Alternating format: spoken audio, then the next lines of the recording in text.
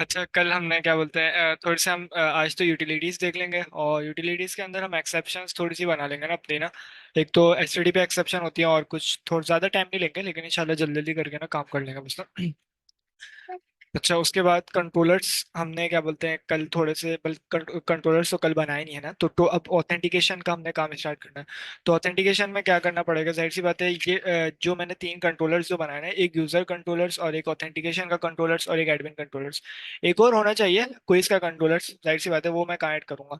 जो जैसे क्विज के जितने भी कंट्रोलर्स होंगे ना, ऐड क्विज करना है तो उसकी सारी फंक्शनैलिटी या क्या बोलते हैं जो भी क्विज से रिलेटेड जितना भी होगा, तो वो मैं इधर लिखूंगा, कंट्रोलर्स डॉट पी वाई। ठीक है। अच्छा, उसके बाद अब अभी तो ऑथेंटिकेशन का काम है। ऑथेंटिकेशन में हमने क्या क्या कराना है, सबसे पहले तो ये कि जो चीज़ें मुझे इंपोर्ट करानी है इंस्टॉल करानी है ना, वो हम कर लेते हैं सबसे पहले ना। एक तो हमें ऑथेंटिकेशन में अगर मैं बात करूं, तो ऑथेंटिकेशन से रिलेटेड क्या क्या चीज़ें होती हैं। एक तो यूज़र को वेरीफाई कराना है, वो मैं यूज़र के कंट्रोलर में लिख दूंगा। यूज़र वेरिफिकेशन का जो भी काम होगा ना, वो मैं यूज़र के कंट्रोलर्स में लिखूंगा। एक मिनट रुका।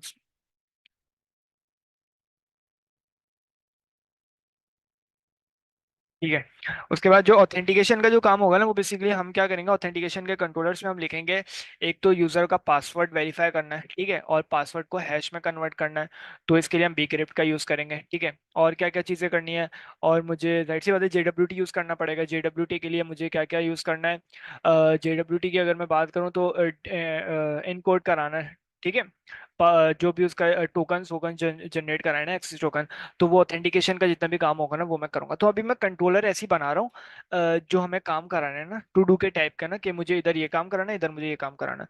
तो डेव करके बाकी कराने के टाइम ना हम देख लेंगे। सबसे पहले तो मुझे क्या कराना है, एक तो ये कि एक्सेस टोकन और रिफ्रेश टोकन जनरेट कराना है। तो मैं इधर नाम दे देता हूँ जनरेट एक्सेस टोकन। अब नाम आपको भले से जितना बड़ा हो जाए, लेकिन क्या बोलते हैं, मीनिंगफुल नाम होना चाहिए ना, ठीक है।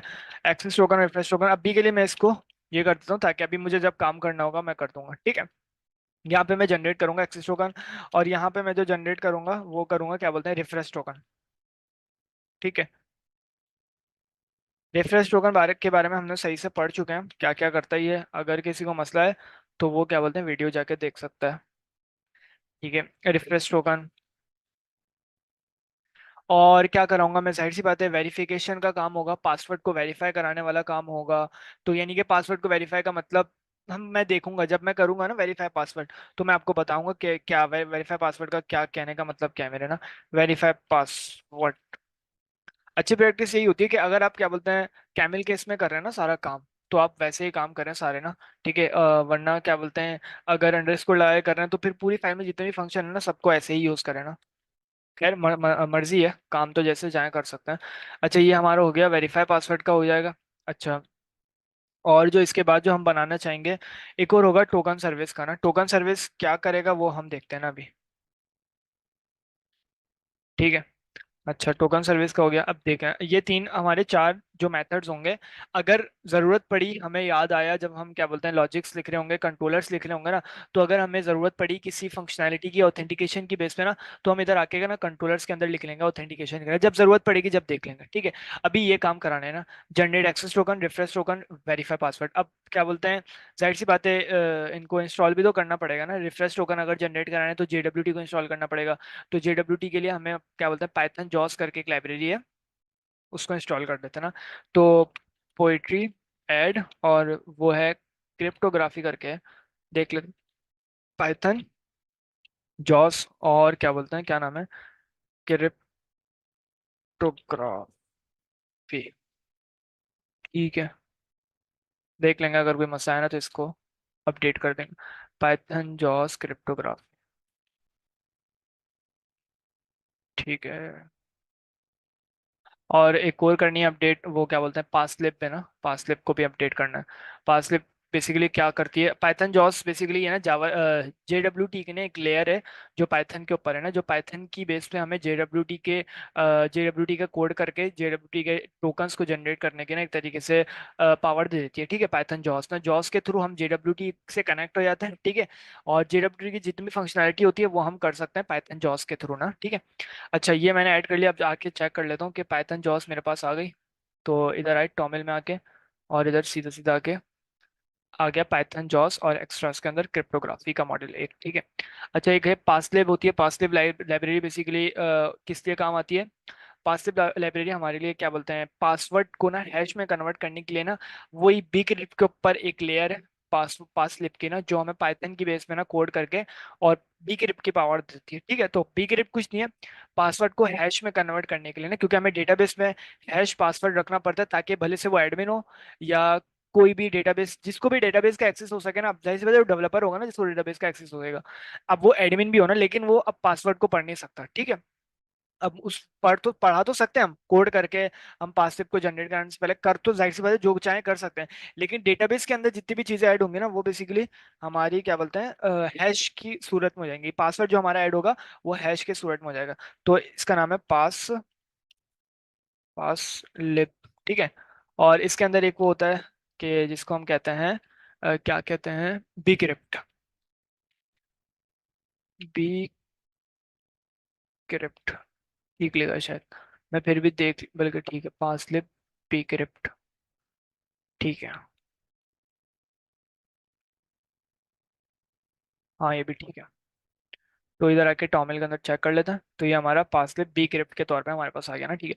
अगर किसी चीज़ की ज़रूरत पड़ेगी बाद में आके इंस्टॉल कर लेंगे, ठीक है। अभी ऑथेंटिकेशन में हमें ये वाले काम कराने, जनरेट एक्सेस टोकन। अच्छा, ये करता किस बेस पे है ना, टोकन्स किस बेस पे जनरेट करता है ना, आप इसको सबसे पहले टोकन्स हम जनरेट क्यों कराते हैं, ये हमने देखा हुआ, एक्सेस टोकन, रिफ्रेश टोकन ना, क्योंकि हमें बेसिकली यूजर को ऑथेंटिकेट कराने के लिए ना, हम ना क्या बोलते हैं उसकी, हम नहीं चाहते कि हर दफा ना वो मुझे ईमेल दे अगर मैं उसको वेरीफाई करना हो ना, जैसे ही मेरी पेज रिलोड होता है या कुछ भी काम कराने के लिए हम अगर उसको वेरीफाई करते हैं ना कि यार ये यूजर क्या एक्सेस करता है, या इस यूजर के ये ऑथराइजेशन की बेस पे अगर यूजर का ये ब्लॉग है, तो यूजर को हम जो ऑथराइज कर रहे होते हैं ना, वो टोकन्स की बेस पे कर रहे होते हैं। अब मुझे हर दफा उसकी ईमेल, यूजर हर दफा अपनी ईमेल पास नहीं करता कि वो ईमेल पास करेगा फिर मैं जाके चेक करूंगा, तो मैं उसको ना एक टोकन जनरेट कर देता हूँ, जिस टोकन के अंदर बेसिकली क्या होती है, चीजें होती हैं, ईमेल होता है, या हम पासवर्ड तो खैर नहीं रखते, ईमेल और नेम रख देता हूँ उसका ना। अब हम उसको अपने फ्रंट एंड पे भी डिकोड करा सकते हैं, या तो हम अगर चाहें तो अपने क्या बोलते हैं कुकीज के अंदर स्टोर करा के ना उसको ऑथराइज या उसको वेरीफाई भी कर सकते हैं ना। ये हमारा बेसिक सा काम होता है टोकन्स का ना, ठीक है। अच्छा, अब जनरेट एक्सेस टोकन बेसिकली की क्या बोलते हैं, एक तरीके से एक्सपायरी टाइम इनका ना कम होता है, तो उसके लिए हम रिफ्रेश टोकन को रखते हैं अपने पास, ताकि वो एक्सेस टोकन को वापसी जनरेट कर सके ना। कैसे करते हैं, क्या प्रोसेस होता है, वो हम देखेंगे ना। मैंने जो टोकन सर्विस बनाया ना, ये इसी के लिए बनाया ना, लेकिन देख लेते हैं। अब मैं क्या करता हूँ, अब जाहिर सी बात है मुझे कुछ ना कुछ चीज़ें इंपोर्ट करनी पड़ेंगे, तो सबसे पहले तो इंपोर्ट कर लेते हैं जॉस लाइब्रेरी से, पाइथन जॉस से, from JW, from Python jose, from Python jose या जॉस, जॉस, ठीक है। इंपोर्ट JWT, ठीक है, सबसे पहले JWT आ जाएगा। और एरर के लिए ना हमारे पास एक लाइब्रेरी है JWT एरर, JWT एरर, एक मिनट, JWT एरर, ठीक है। अगर JWT की वजह से कोई एरर आता है ना, मिसाल के तौर पे कोई भी अगर डिकोड करने में उसको कोई प्रॉब्लम फेस होती है, तो वो मुझे कुछ ना एरर मैसेज दे देगा, तो मैं ट्राई एक्सेप्ट लगा के ना मैं उसको कैच कर सकता हूँ कि यार अगर JWT का एरर हो ना, तो मुझे ये वाला काम करना है, तो इसलिए मैंने JWT को इधर इंपोर्ट करा है, एरर को इंपोर्ट करा है। और दूसरा काम मुझे क्या करना है, पासलिप से मुझे क्या बोलते हैं कुछ चीजें मंगवानी है, सबसे पहले तो इंपोर्ट करा लेते हैं। इसके अंदर एक चीज होती है क्रिप्ट कॉन्स्ट, एक देख लेते हैं। क्रिप्ट कॉन्स्ट है इसी के अंदर होती है, पासलिप डॉट कॉन्स्ट, हाँ, passlib dot context import crypt const, ठीक है। इस ये बेसिकली एक ना वो होता है एक तरीके से लेयर होती है जिसके अंदर आप बताते हो कि मुझे जो इसके अंदर आप स्कीमा बता सकते हो ना, स्कीमा के कौन कौन से, मुझे मिसाल के तौर पे अभी बी क्रिप्ट का काम करना है ना, तो मुझे मैं इसके अंदर स्कीमा बताऊंगा कि भाई मैं क्या बोलते हैं बी क्रिप्ट का काम करने जा रहा हूँ, ठीक है। तो इस वजह से ना मैं क्या बोलते हैं इसको मैंने पासलिप को इंपोर्ट करा है। हम देखेंगे कि क्या मसला करती है, अभी ये एरर क्यों दे रहा है देखना पड़ेगा, दोनों में एरर दे रहा है। इसलिए एरर दे रहा है, library stubs not install for jose types Python jose, बोला इसको भी इंस्टॉल कर लो, टाइप्स पाइथन जॉस को, तो कर लेते हैं इसके कहने के मुताबिक।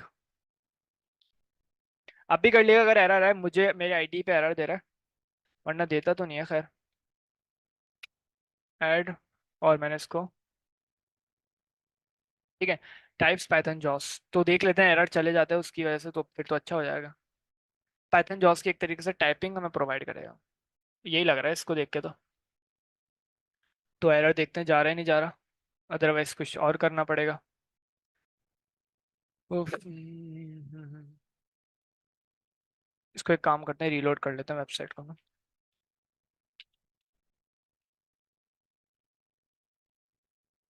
अच्छा।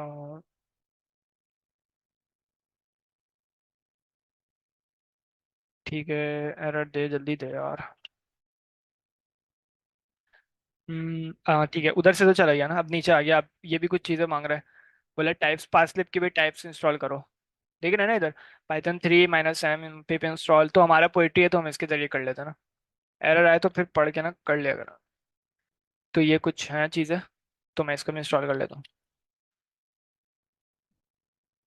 टाइप्स पासलिप तो देख लेते हैं, इससे ये वाला एरर चले जाएगा, जैसे उससे वाला चलेगा इससे भी तो जाना चाहिए। ठीक हो क्या? कोड्स साथ साथ करते रहें, या तो फिर क्या बोलते हैं अपने जहन में बिठा लेना कोड।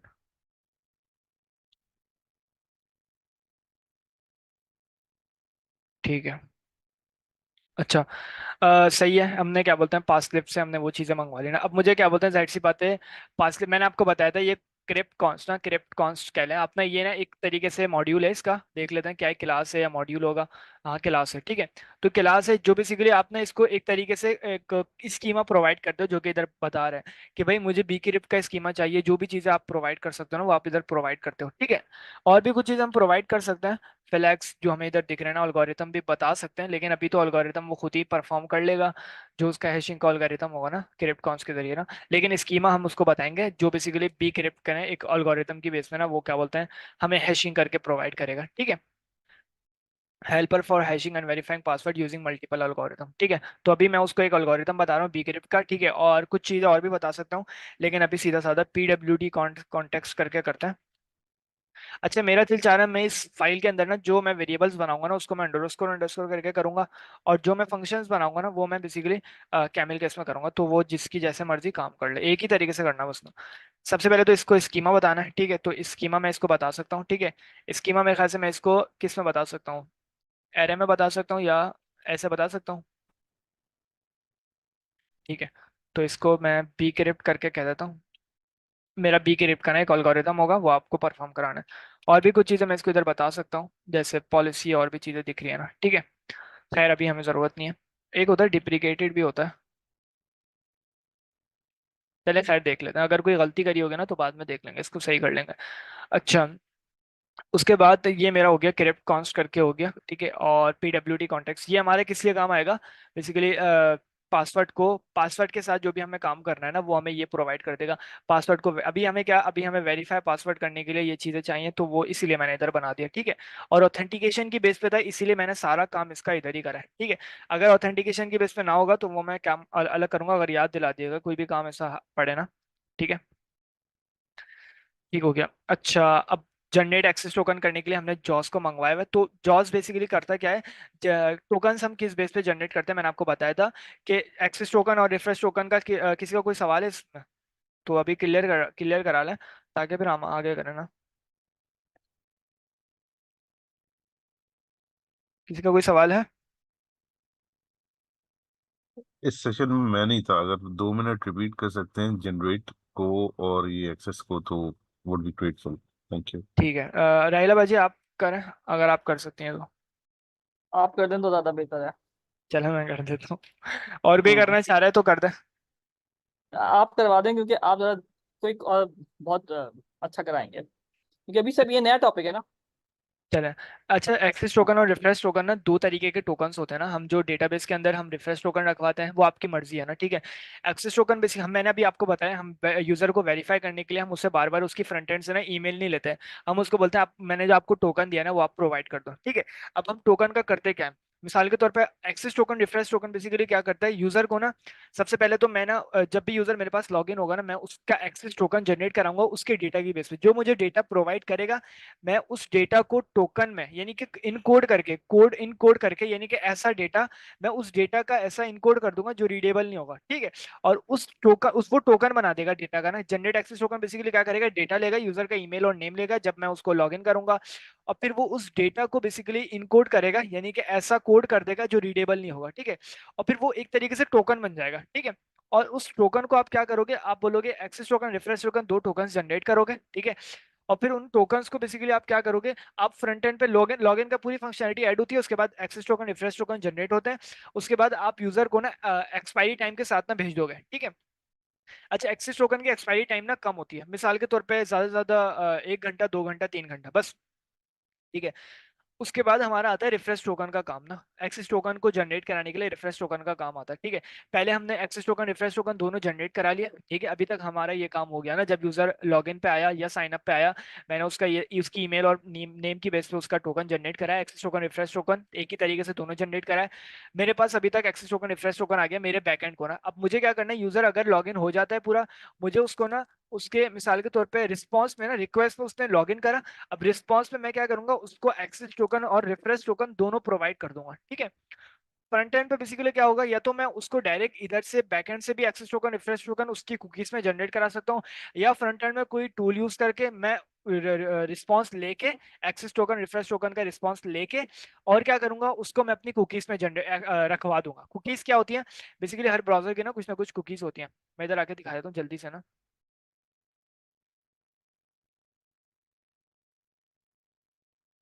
आप एप्लीकेशन में आएंगे, सबसे पहले देखें ये लोकल स्टोरेज है। लोकल स्टोरेज भी एक तरीके से स्टोरेज का एक सेशन होता है ना, इसी तरह हमारा क्या बोलते हैं, एक कुकीज का भी सेशन होता है। कुकीज के अंदर देखें ये सारा डेटा भी जूम ने ऐड करा हुआ है, जूम को चाहिए तो जूम ने ऐड कर दिया, ठीक है। अब मैं अपनी वेबसाइट बनाऊंगा तो मैं इधर ना टोकन ऐड कराऊंगा। अब इधर देखें, इधर सारी चीजें इधर इसने रखी हुई है ना। एच टी पी ओनली के यूजर को नहीं दिख सकता, या कोई भी काम हो ना एच टी पी ओनली का ना, सेम साइट भी हम इधर रखवा सकते हैं। लैक्स होती है और स्ट्रिक होती है और नन होती है, इधर ये तीनों चीजें होती है ना। और साइज भी वो तो खुद ही वो कर लेता है। और पाथ अभी जैसे स्लैश है ना, तो उस तरीके से हम उसको पाथ बनाए कि कौन से पाथ पे मैं एक्सेस टोकन रिफ्रेश टोकन उसको रखवाऊंगा। और इधर आपको दिखेगा एक्सपायरी टाइम, ठीक है। ये एक्सपायरी टाइम बेसिकली मैं बताता हूँ ना उसको, मिसाल के तौर पर एक्सेस टोकन अगर मैं दूंगा, तो मैं फ्रंट एंड से ही ना, अपना बैक एंड से ही ना, मैं उसका एक्सपायरी टाइम दे दूंगा।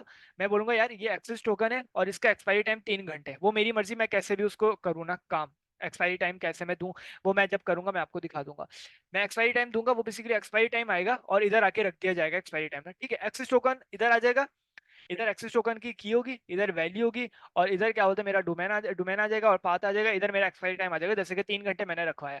अच्छा, अब रिफरेंस टोकन भी मैं भेज रहा हूँ ना, दो चीजें मैंने एक साथ भेजने का बोला है ना। रिफरेंस टोकन का मैंने बताया एक्सपायरी टाइम कम से कम हो सकता है 10 दिन हो सकता है 1 महीना, हो सकता है 1 साल हो। जब आप उसको प्लस कराते रहते हैं ना, तो आपका टाइम बढ़ता रहता है, ठीक है। अब रिफ्रेश। अच्छा, इसको इसको जो इन्फॉर्मेशन सामने दिख रही है, इसको देख के ये लग रहा है कि लाइक सर्विसेज की बेसिस पे एक्सेस ग्रांट होता है, जिसके टोकन जनरेट होते हैं और उसकी एक्सपायरी होती है। Like let's say for example, जैसे एग्जांपल कि आप वीडियो फैसिलिटी है, आपके पास कॉलिंग फैसिलिटी यानी सिर्फ वॉइस ओनली फैसिलिटीज है, तो उस टोकन यानी उस सर्विस के लिए ये आपको एक्सेस ग्रांट करेंगे एक्सेस टोकन में, जिसकी एक्सपायरीज आप डिफरेंट रख सकते हैं। Just an example, right? ठीक है, गो अहेड प्लीज। ठीक है। एक मैंने बताया आपको एक्सेस टोकन होगा, उसकी एक्सपायरी टाइम कम होगा, बाय डिफॉल्ट उसका ऐसी है ना, क्या बोलते हैं, जो भी एक्सेस टोकन जनरेट करता है ना, उसका एक्सपायरी टाइम हमेशा कम ही रखता है, उसकी वजह बताता है। फिर क्या बोलते हैं, रिफ्रेश टोकन मेरा इधर आ जाएगा, की के तौर पे वैल्यू आ जाएगी, और उसका क्या बोलते हैं बाकी चीज आ जाएंगे, और उसका एक्सपायरी टाइम आ जाएगा ना, ठीक है। मिसाल के तौर पे 10 दिन है ना। अब ये मेरे लिए क्या हेल्प करेंगे, देखिए मिसाल के तौर पे आपने बास वेबसाइट में ऐसा देखा होगा कि आप उस पर लॉग इन करते हैं, ठीक है। और उस पर लॉग इन करने के बाद आप मिसाल के तौर पे आप उसमें 5 दिन बाद भी आते हैं ना, फिर भी आप लॉग इन होते हैं, आपको वापसी लॉग इन फॉर्म वापसी उसको फिल नहीं करना होता ना। क्यों नहीं करना होता, वही बेसिकली एक्सेस टोकन की वजह से होता है।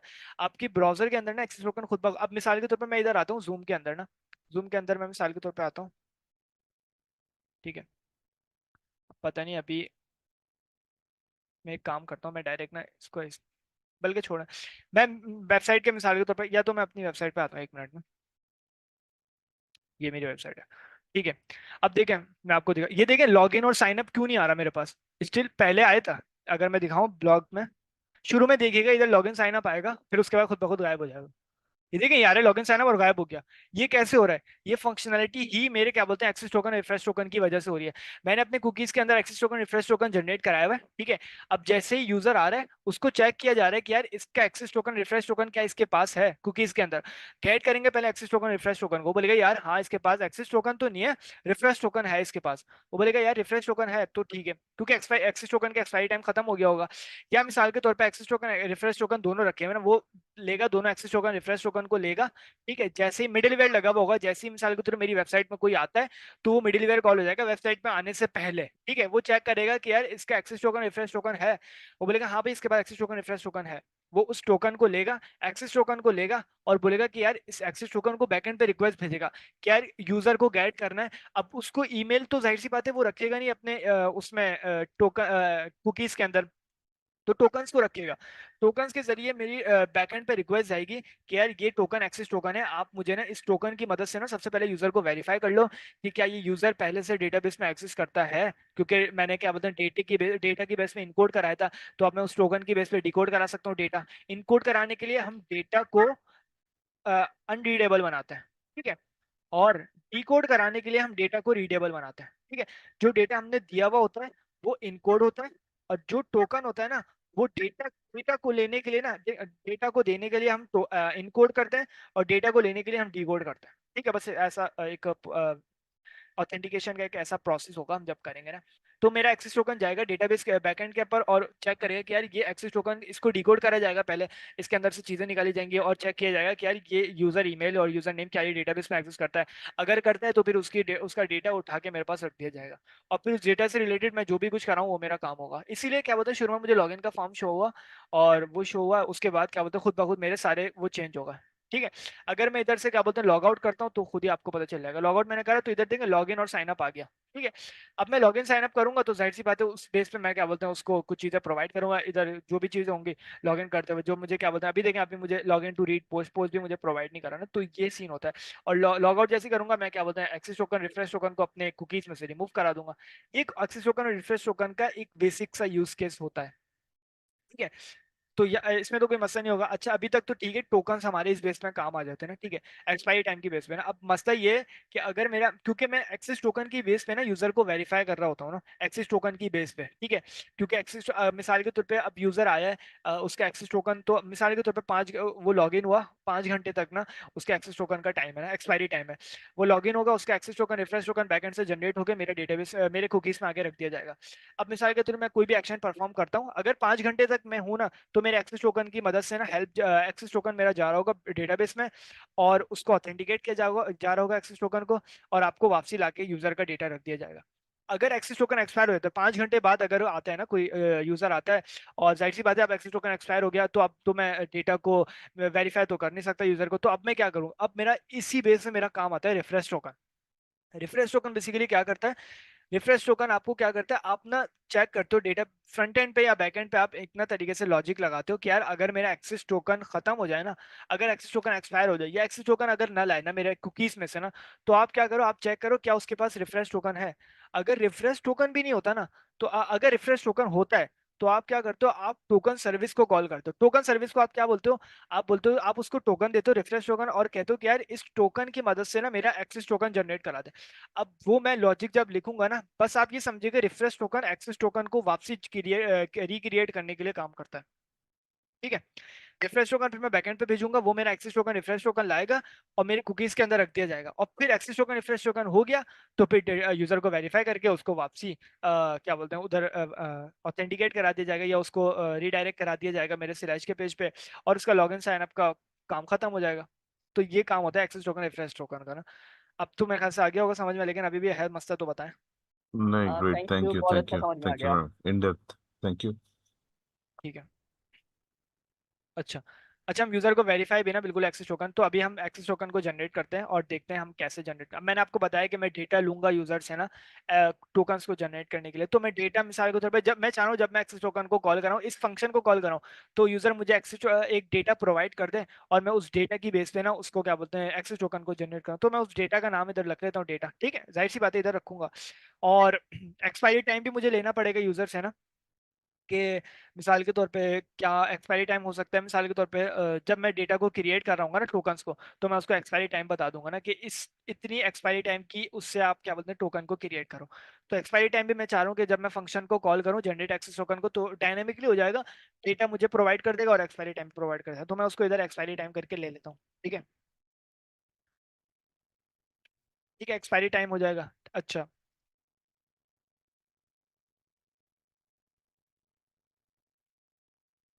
ठीक है, अच्छा ये हो गया। अब सबसे पहले क्या करना है, जाहिर सी बात है डेटा मेरे पास आएगा ना। अब मुझे क्या क्या करना है, मुझे डेटा के अंदर सबसे पहले तो ये करना है कि मुझे क्या करना पड़ेगा। अगर मैं सोचूं कि मुझे डेटा के, सबसे पहले डेटा को मुझे डेटा भी रखना है, मुझे टोकन्स को मैं जनरेट कर रहा हूँ ना। सबसे पहले हम टोकन्स का वो करते हैं ना कि मैं कैसे लिखता हूँ ना टोकन। मैंने बोला JWT, JWT dot in code और डी कोड दोनों आ गए, ठीक है। इधर दिख रहा है आपको। इन कोड बेसिकली क्या होता है, डेटा से लेके और उस डेटा को अनरीडेबल फॉर्म में कन्वर्ट कर देना।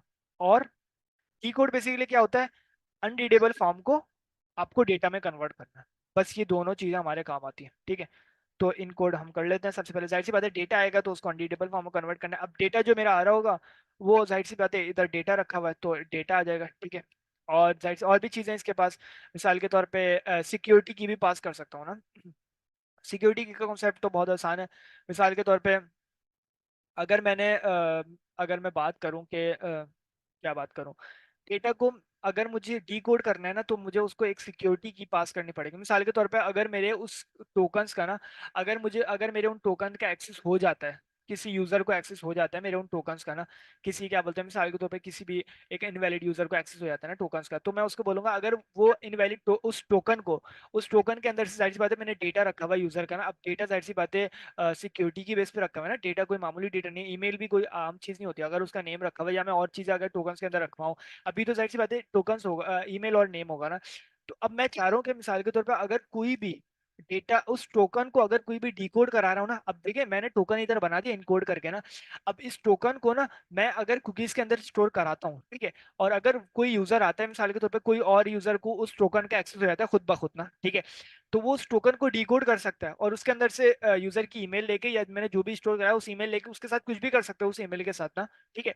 तो अब मैं इनकोड करते हुए मैं इसको एक ऐसी चीज प्रोवाइड करूंगा कि यार मैंने आपको सिक्योरिटी की प्रोवाइड कर रहा हूँ, ठीक है, आपने इस सिक्योरिटी की बेस पे ही ना डेटा को डिकोड करना है। अदरवाइज अगर कोई डिकोड करने की कोशिश भी करे ना तो आप उसको पहले बोलोगे कि यार सिक्योरिटी की प्रोवाइड करो जो मुझे इनकोड करते हुए दी थी ना, तो उस सिक्योरिटी की बेस पे ही मैं क्या बोलते हैं डिकोड करूंगा, अदरवाइज मैं डिकोड नहीं कर सकता। तो ये समझे आप सिक्योरिटी की का पर्पस। हाँ ये समझ में आ इट्स क्लियर गया आप। जी, it's clear। हाँ आप ठीक है, लिखें आगे। ठीक है। अच्छा सिक्योरिटी की जाहिर सी बात है, मैं अब सिक्योरिटी की तो मुझे जनरेट करानी पड़ेगी ना। तो जनरेट कराने के लिए जाहिर सी बात है सिक्योरिटी की भी एक टोकन वाइज होगा ना।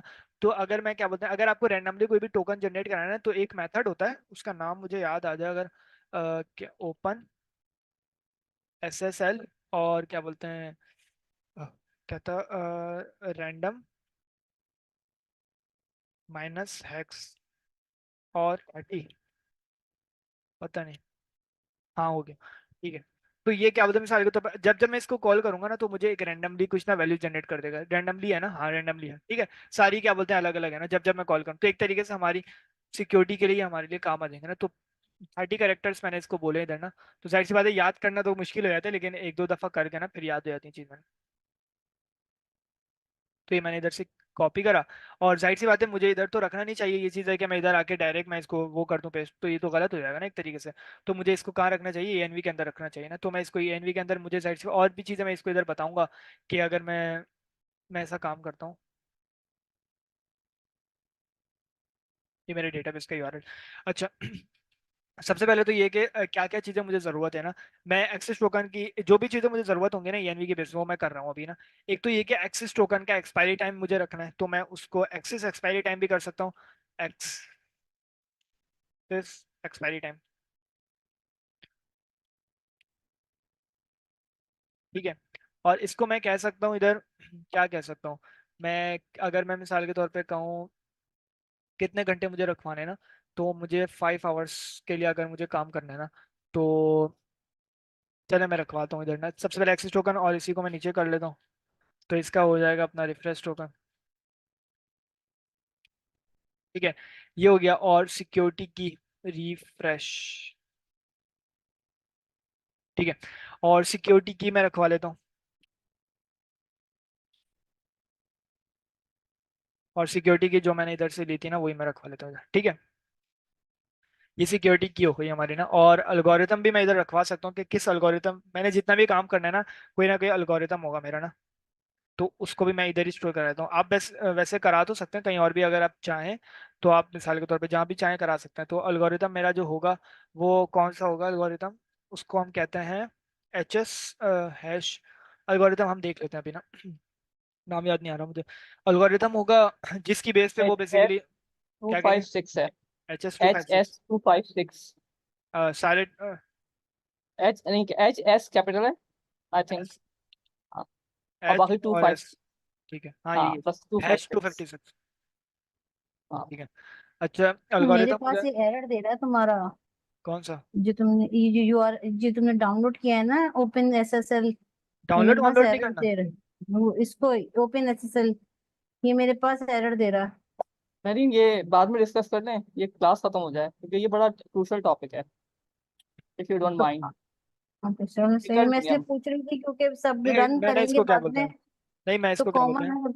उसमें रखवा हाँ रहा हूँ, इसमें मैं रख देता हूँ, ठीक है, इसमें से कॉपी करके ठीक दे, है, हाँ ठीक है। ठीक है। हैश 256 हो गया। और मुझे किस चीज़ की ज़रूरत पड़ेगी एल्गोरिथम के अलावा, अगर मैं बात करूं, चलें जब ज़रूरत पड़ेगी तो इधर आके क्रिएट कर लेंगे ना जो भी चीज़। एक्सेस टोकन एक्सपायरी टाइम मैं कर लेता हूँ अभी, बल्कि बाद में ही देख लेते हैं। एक तो ये कि मुझे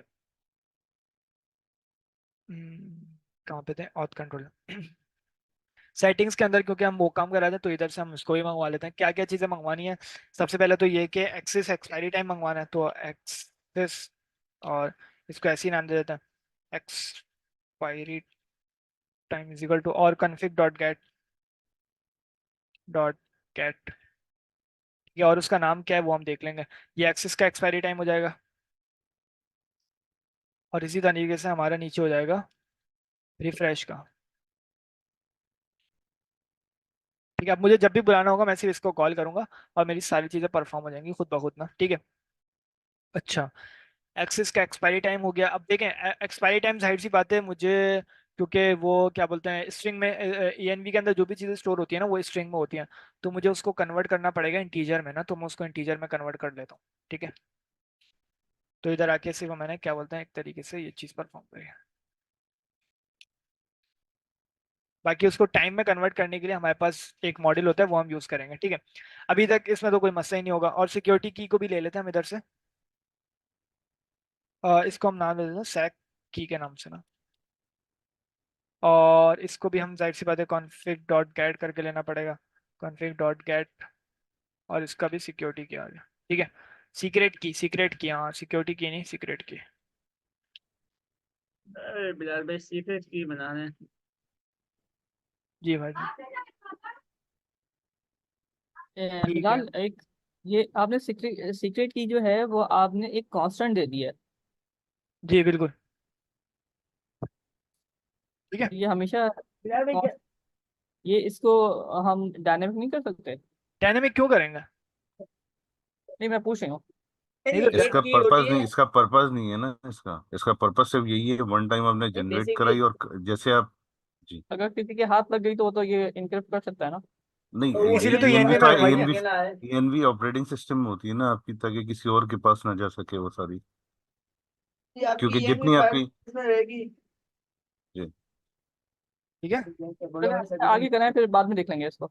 आप आगे करें। एएनवी को रखने के और भी तरीके होते हैं, ये रिपोजिटरीज में जाती हैं, लेकिन वो बहुत एडवांस हो जाएगा। तो अभी सिर्फ ये आप इसको याद रखें कि ये सेफ्टी के लिए ऑपरेटिंग सिस्टम में जा रही है, जिसको कोई और एक्सेस नहीं कर सकता। ठीक है, मैं इसको इसमें ENV बहुत को ना, सारे सेकॉप्स, जी हम्म, सेकॉप्स के बहुत सारे ऑपरेशन इस पे अप्लाई होते हैं इसके बाद। इसको ब्रेक नहीं किया जा सकता इन चीजों को।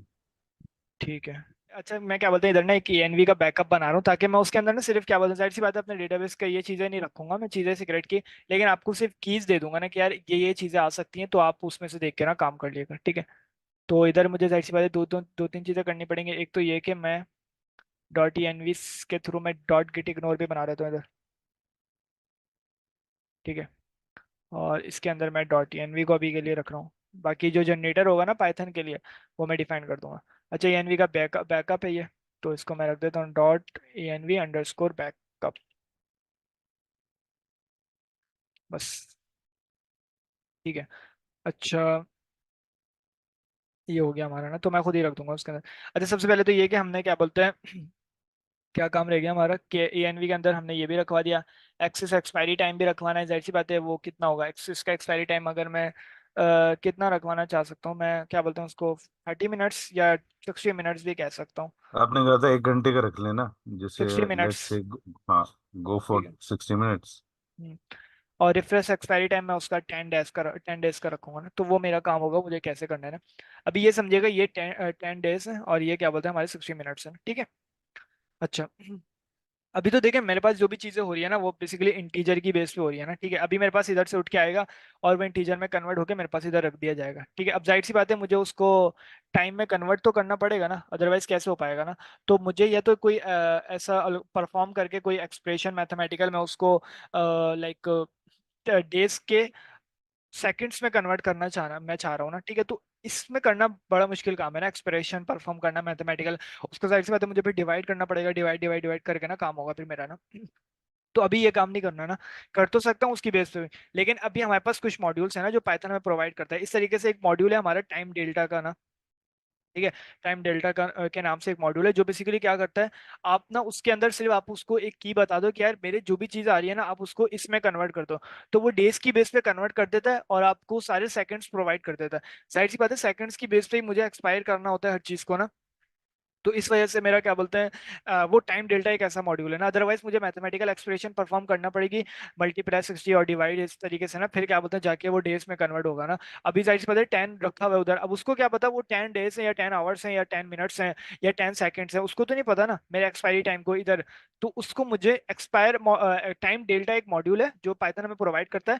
उधर आप क्या बोलते हैं अपनी की बता दो कि भाई मुझे जो भी चीज आ रही है ना उसको डेज में कन्वर्ट कर दो, तो वो खुद ब खुद ना उसके सेकंड्स बनाता है, उस इंटीजर को लेके उसके सेकंड्स बना के खुद ब खुद कन्वर्ट करके आपको प्रोवाइड कर देता है जो भी चीज होती है, ठीक है। तो मिस अभी मुझे क्या बोलते हैं टाइम डेल्टा में इधर से क्या बोलते हैं इंपोर्ट करा लेता हूँ। साइड सी बात है, फ्रॉम डेट डेट टाइम से आता है देख लेते हैं, लेकिन इंपोर्ट करा लेते हैं सबसे पहले। अस्सलाम वालेकुम बिलाल। वालेकुम और सब सलाम। कैसे हो?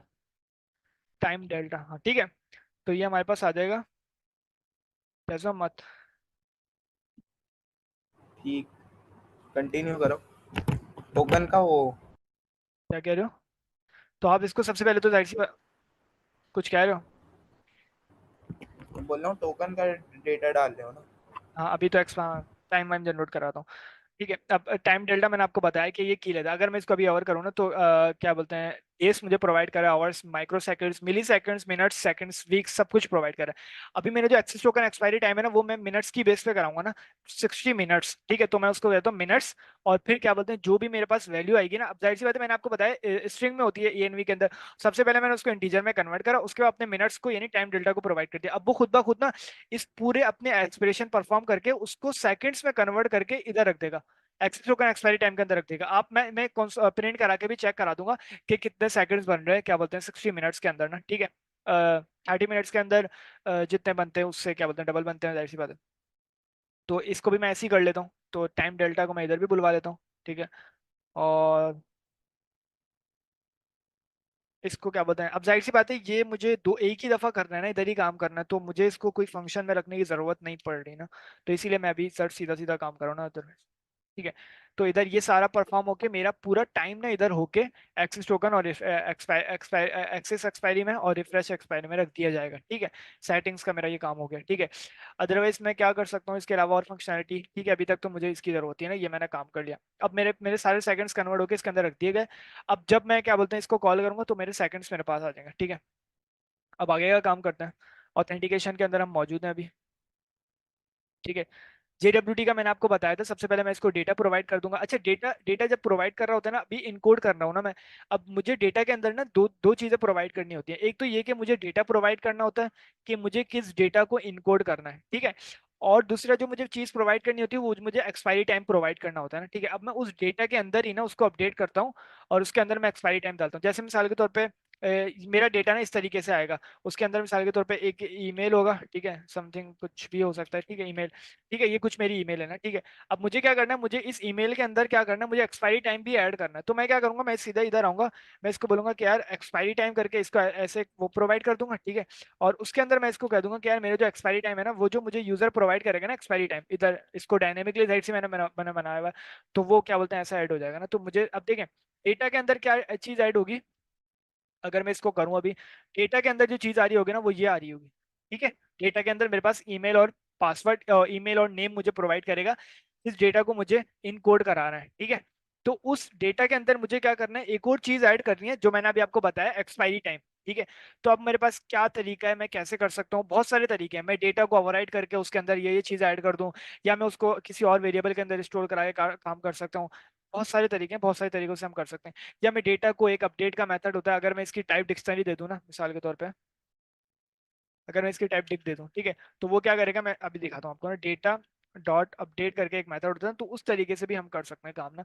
अभी मैं क्या कर रहा हूँ, मैं इसको एक किसी वेरिएबल के अंदर रख देता हूँ, जिसको मैं नाम दे देता हूँ टू इनकोड, या मैं इसको कुछ भी नाम दे सकता हूँ। अभी मैं नाम दे रहा हूँ टू इनकोड, यानी इनकोड करने के लिए ना ये डेटा है ना, तो इसको मैं नाम to encode data, to encode underscore data, ठीक है। ये मेरा एक वेरिएबल हो गया। इसके अंदर मैं क्या करूंगा, डेटा को सबसे पहले कॉपी कर लूंगा, डेटा डॉट कॉपी का एक मेथड है हमारे पास। मेरा पूरा डेटा उठ के ना इसके पास आ जाएगा टू इनकोड डेटा के अंदर, कॉपी वाइज ना, ठीक है। अब आपको पता होगा, अगर आपने पाइथन पढ़ी है सही तरीके से, कि कॉपी के भी दो तरीके के मेथड्स होते हैं ना। अभी मैं क्या बोलते हैं, सीधा सीधी कॉपी करा रहा हूँ, ठीक है। एक और तरीका भी होता है कॉपी करने का, तो वो खैर अभी जरूरत नहीं है उसकी ना। टू इनकोड डेटा, और टू इनकोड डेटा के अंदर मुझे क्या करना है, अपडेट करना है। अब मैं डायरेक्ट डायरेक्ट डेटा के साथ नहीं खेला, मैं उसको कॉपी करके काम कर रहा हूँ। तो मैंने कहा to encode data dot update, ठीक है। अपडेट कर दो। अब अपडेट करो, किससे अपडेट करो, मैं उसको जाहिर सी बात है एक डिक्शनरी प्रोवाइड करूंगा कि यार इससे अपडेट कर दो, ठीक है। तो वो अपडेट कर देगा खुद ब खुद। अब मैं इसको सबसे पहले तो मैं उसको बताऊंगा एक्सपायरी टाइम, अभी मैं कह रहा हूँ उसको, ठीक है। और दूसरा मैं जो एक्सपायरी टाइम मैं इसको बताऊंगा ना, वो बेसिकली इधर आ जाएगा। अब एक्सपायरी टाइम क्या होगा, कोई बताया मुझे, वो जाहिर सी बात है इधर से मेरा जो एक्सपायरी टाइम उठ के आ रहा है ना, वही मेरा एक्सपायरी टाइम होगा, ठीक है। एक्सपायरी टाइम, एक्सपायरी टाइम, ठीक है। अब इस एक्सपायरी टाइम की अगर मैं अवर करूँ, तो अभी इसकी टाइप क्या है, एनी है। तो अभी होना क्या चाहिए, जाहिर सी बात है टाइम डेल्टा होना चाहिए ना, टाइम डेल्टा। तो वो मैं इधर इसकी टाइप रख देता हूँ, इधर टाइम डेल्टा। अब मुझे टाइम डेल्टा रखने के लिए इंपोर्ट करना पड़ेगी, तो इंपोर्ट करना पड़ेगा, तो मैं उसको टाइम डेल्टा करके रखता हूँ, और इसको इंपोर्ट भी करा देता हूँ, from date time import time delta, ठीक है। तो ये हमारी एक तरीके से ये वाली जो टाइम हो गया, अब ये टाइम डेल्टा हो गया ना, ठीक है। अब ठीक है, स्पेसिफिक हमने कर दिया काम ना। अब मुझे क्या करना है, अब JWT के अंदर इनकोड कराना है डेटा ना, ठीक है। मैं इनकोड करा लेता हूँ। इनकोड कराऊँ, जाहिर सी बात है कुछ ना कुछ चीज़ें होंगी। सबसे पहले तो ये कि मैं इसको देख लेता हूँ सबसे पहले। एक मिनट, ये क्या क्या चीज़ है। सबसे पहले तो जाहिर सी बात है मुझे डेटा रखना होगा, टू इनकोड डेटा। तो वो मैं रख लेता हूँ टू इनकोड डेटा, ठीक है। उसके बाद मुझे एक एल्गोरिथम परफॉर्म कराने के लिए, जाहिर सी बात है एल्गोरिथम परफॉर्म कराना है इधर। और एल्गोरिथम अभी मैं कुछ नहीं लिख रहा ना, अभी मुझे वो उधर से जनरेट लेके आना है, ठीक है। और क्या क्या मैं इसको प्रोवाइड कर सकता हूँ, सीक्रेट की भी तो है मेरे पास। अच्छा, सीक्रेट की, ऐसी कोई नाम, डायरेक्ट डायरेक्ट रखते हैं शायद ना, तो खैर मैं इंपोर्ट करा लेता हूँ उधर से ना। सबसे पहले क्या इंपोर्ट कराना है, अगर मैं बात करूँ सेटिंग्स के अंदर से, सबसे पहले जो आएगा मेरा क्या आएगा, वो आएगा एल्गोरिथम। मैं इंपोर्ट करा लेता हूँ जो मैंने सेटिंग्स के अंदर रखा है। सेटिंग्स के अंदर देख लेते हैं है नहीं है, तो सेटिंग्स के अंदर अभी एल्गोरिथम नहीं करवाया, लेकिन स्टिल इसके अंदर स्टोर है ना, ठीक है। तो इस एल्गोरिथम को मंगवा भी लेते हैं, इसको मैं कॉपी कर लेता हूँ, और सेटिंग्स के अंदर आके इसको सीधा सीधा, ठीक है, कॉन्फिग डॉट गेट एल्गोरिथम, ठीक है, ये मेरा हो गया। एल्गोरिथम का वाई नहीं आता, खैर हो गई, ठीक है। तो ये मेरा क्या बोलते हैं, एल्गोरिथम मेरे पास इधर आ गया, और गेट करके मेरा एल्गोरिथम आ गया ना। अब मैं इसको क्या करता हूँ, इधर इंपोर्ट करा लेता हूँ, from quiz backend dot setting import, क्या क्या मंगवाना है, एल्गोरिथम, ठीक है। अब इस एल्गोरिथम को मैं इधर रख लेता हूँ, एल्गोरिथम, ठीक है। तो ये मेरा एल्गोरिथम हो गया। अच्छा, इधर एक और चीज़ आती है सीक्रेट की ना, तो सीक्रेट की भी हम मंगवा लेते हैं सेटिंग्स के अंदर से, सीक्रेट की, सीक्रेट की, और इस सीक्रेट की को मैं इधर रख देता हूँ, ठीक हो गया। तो ठीक है, अब मैं देख लेता हूँ ये रिटर्न कुछ करता है, इन कोड ना। इन कोड देखें, अब ये क्या बोलते हैं, ये सारी चीजें करके ना कि आप इसको पास करते हो, और जो भी चीजें मैंने इसको दे दी ना अभी ना, तो एक्सेस टोकन ये क्या करेगा, ये बेसिकली रिटर्न कर देगा, हमारा स्ट्रिंग रिटर्न कर देगा। स्ट्रिंग बेसिकली क्या होगी, वो इन कोड डेटा हमारा रिटर्न होगा। तो अब रिटर्न कर रहे हो, तो मैं जाहिर सी बात है इसको इधर कह लेता हूँ कुछ भी कह सकता हूँ, अभी मैं इसको टोकन कह रहा हूँ ना, कुछ भी हो सकता है। अभी के लिए मैं इसको क्या कह रहा हूँ, टोकन कह रहा हूँ। अभी खैर मुझे एक्सेस टोकन कहना चाहिए क्योंकि मैं एक्सेस टोकन जनरेट करा रहा हूँ, तो ठीक है एक्सेस टोकन कह लेता, एक्सेस अंडरस्कोर टोकन, ठीक है। ठीक है, एक्सेस टोकन मेरे पास आ गया। अब मैं क्या करूंगा, अब मैं यूजर को डायरेक्ट ना मैं क्या करूंगा, इधर से मुझे रिटर्न करा देना है, सीधा सीधा रिटर्न करा दूंगा मैं एक्सेस टोकन को, जो मेरे पास आएगा वो मैं रिटर्न करा दूंगा। तो ये पूरा प्रोसेस मेरे पास हो जाएगा, ठीक है। अब आपको एक बात पता है कि इस पे कुछ भी एरर हो सकता है, जाहिर सी बात है कुछ भी एरर हो सकता है। तो मैं क्या करता हूँ, मैं इसको ट्राई कैचबैक के अंदर ब्लॉक कर देता हूँ, ठीक है। ट्राई करो, इस पूरे कोड को ट्राई करो, तो ठीक है। ट्राई करने के लिए मुझे इसको इसके अंदर रखना पड़ेगा, 1 मिनट, ठीक है। ये ट्राई का हो गया ब्लॉक, और ये हमारा हो जाएगा एक्सेप्ट का ना, क्या एक्सेप्ट, एक्सेप्ट का ब्लॉक हो गया। और मैं इसको कह सकता हूँ क्या, JWT का कोई भी एरर आया ना JWT से रिलेटेड, तो वो आप एक्सेप्ट करके दे देना। और इधर आप क्या करा देना, आप इधर अभी के लिए तो प्रिंट कराओ उस एरर को ना, मैं देखूंगा जब मुझे क्या बोलते हैं जरूरत पड़ेगी ना, SJE करके ले लेते हैं, JWT एरर। और या तो मैं रेस करा दूं, या अभी के लिए प्रिंट करा रहा हूँ, ठीक है JE। अभी जब हम अपने बनाएंगे ना एरर्स, तो फिर हम उसके अंदर फिर इधर ना रेस करा देंगे जो भी एरर होगा ना। अभी हमने क्या कर दिया, ये बेसिकली एक्सेस टोकन हमने ना जनरेट करा के दे दिया। इसमें कोई मसला है तो किसी को भी पूछ ले कि क्या क्या चीज़ें कैसे आ रही हैं, क्या हो रही है। सीक्रेट की, ये सीक्रेट की है, तो मैं इसको थोड़ा सा नाम को ठीक कर लेता हूँ, और इसी सीक्रेट की को मैं सेटिंग्स के अंदर आके, फिलहाल बहुत अच्छा कराया है, ये समझ में आ गया है। ठीक थैंक है यू। आगे चलते रहे, ब्रेक कर देंगे अगर किसी को जरूरत होगी ना। Thank you. ठीक है। अच्छा, इसी तरीके से मुझे क्या करना है, रिफ्रेश टोकन भी बिल्कुल सेम तरीका है जनरेट कराने का। तो मैं एक बात मेरे समझ में नहीं आ रही, तो अगर मुझे एक ही तरीका है दोनों को जनरेट कराने का, तो मैं इसको लाइक क्या कहना चाह रहा हूँ, मैं ये कहना चाह रहा हूँ कि मैं इसको दो फंक्शंस क्यों बना रहा हूँ मैं। जनरेट एक्सेस टोकन अलग है, जनरेट रिफ्रेश टोकन अलग है ना, एक ही फंक्शन के जरिए भी तो हो सकता है। क्योंकि मैं सिर्फ डेटा पास कर रहा हूँ, उसका नाम कोई भी हो, वो मुझे सिर्फ टोकन जनरेट करके देगा ना, एक्सपायरी टाइम मुझे पास करना जरूर, उसको बताना जरूरी कोई ना कि एक्सेस टोकन जनरेट करा रहे हो आप ना। तो मैं उसको एक ही टोकन के अंदर रख देता हूँ ना, तो बेहतर रहेगा मेरे ख्याल से। मैं इसको जब पास करूंगा, जब क्या बोलते हैं रिफ्रेश टोकन मुझे जनरेट कराना होगा, मैं इसको वापसी इंपोर्ट करा लूंगा, ठीक है। और क्या बोलते हैं, या तो खैर अभी क्या बोलते हैं कर लेते हैं ना, इसी को मैं या तो कर लेते हैं, जो चाह रहा हूँ वही कर लेते हैं, ठीक है। अब मुझे जब क्या बोलते हैं एक्सिस टोकन जनरेट कराना होगा ना, मैं इसको बुलाऊंगा, ठीक है, और एक्सिस टोकन वाला डेटा प्रोवाइड कर दूंगा, ठीक है। तो वो मुझे एक्सिस टोकन जनरेट करा के दे देगा। एक्सिस टोकन नाम बताने के लिए कुछ नहीं, सिर्फ टोकन जनरेट कराएगा, सिर्फ उसका एक्सपायरी टाइम अलग होगा, ठीक है। और रिफ्रेश टोकन का एक्सपायरी टाइम अलग होगा, एक्सिस टोकन का एक्सपायरी टाइम अलग होगा, ठीक है। तो ये चीजें हमें क्या बोलते हैं करनी है, ठीक है। एक्सेस टोकन और रिफ्रेश टोकन जब मैं इसको कॉल करूंगा, सिर्फ मैं इसको डेटा पास करूंगा और एक्सपायरी टाइम पास करूंगा, तो वो खुद ब खुद ना टोकन जनरेट करके दे देगा। अब मुझे जब एक्सेस टोकन जनरेट कराना है तो मैं इसको कॉल कर लूंगा, जब मुझे रिफ्रेश टोकन जनरेट कराना होगा तो मैं इसको कॉल कर लूंगा। मेरे डेटा और मेरे एक्सपायरी टाइम की बेस पे मैं सपोज करूंगा कि ये मेरा एक्सेस टोकन है या रिफ्रेश टोकन है, ठीक है। तो अब एक्सेस टोकन, अब मैं इसको सिर्फ टोकन का नाम दे देता हूँ ना, तो ये डायनेमिक हो गया एक तरीके से, जब मुझे टोकन जनरेट कराना है, ठीक है। तो ये प्रोसेस समझे कि जब मैं कॉल कराऊंगा ये मुझे टोकन जनरेट करके दे देगा। जरूरी नहीं है कि वो एक्सिस टोकन ही जनरेट करके दे, सिर्फ टोकन जनरेट करके देगा। फिर मैं इसको डेटा और एक्सपायरी टाइम की बेस पे फाइंड करूंगा कि मैंने एक्सिस टोकन जनरेट कराई या रिफ्रेश टोकन, ठीक है। इसमें कोई मसला, क्लियर। ठीक है। जब हम करेंगे ना तो और क्लियर हो जाएगा ना। अब वेरीफाई पासवर्ड करने से पहले हम क्या करते हैं, टोकन सर्विस को बनाते हैं नहीं, बल्कि बाद में बनाएंगे। सबसे पहले हम ना लॉगिन की फंक्शनैलिटी ऐड करते हैं, ठीक है, यूजर कंट्रोलर्स में काम करना स्टार्ट करते हैं ना, ठीक है। तो थोड़ा सा काम करते हैं और कॉन्फिडेंस हासिल करते हैं, ठीक है। अब मुझे इधर क्या क्या चीज़ की ज़रूरत होगी, सबसे पहले तो वो देखना है ना। मैंने इधर कैश यूटिल्स के अंदर सारी चीज़ें बनाई हुई हैं, ठीक है। एक्सेप्शन भी बाद में काम करेंगे, सबसे पहले बल्कि एक्सेप्शन बना लेते हैं ना।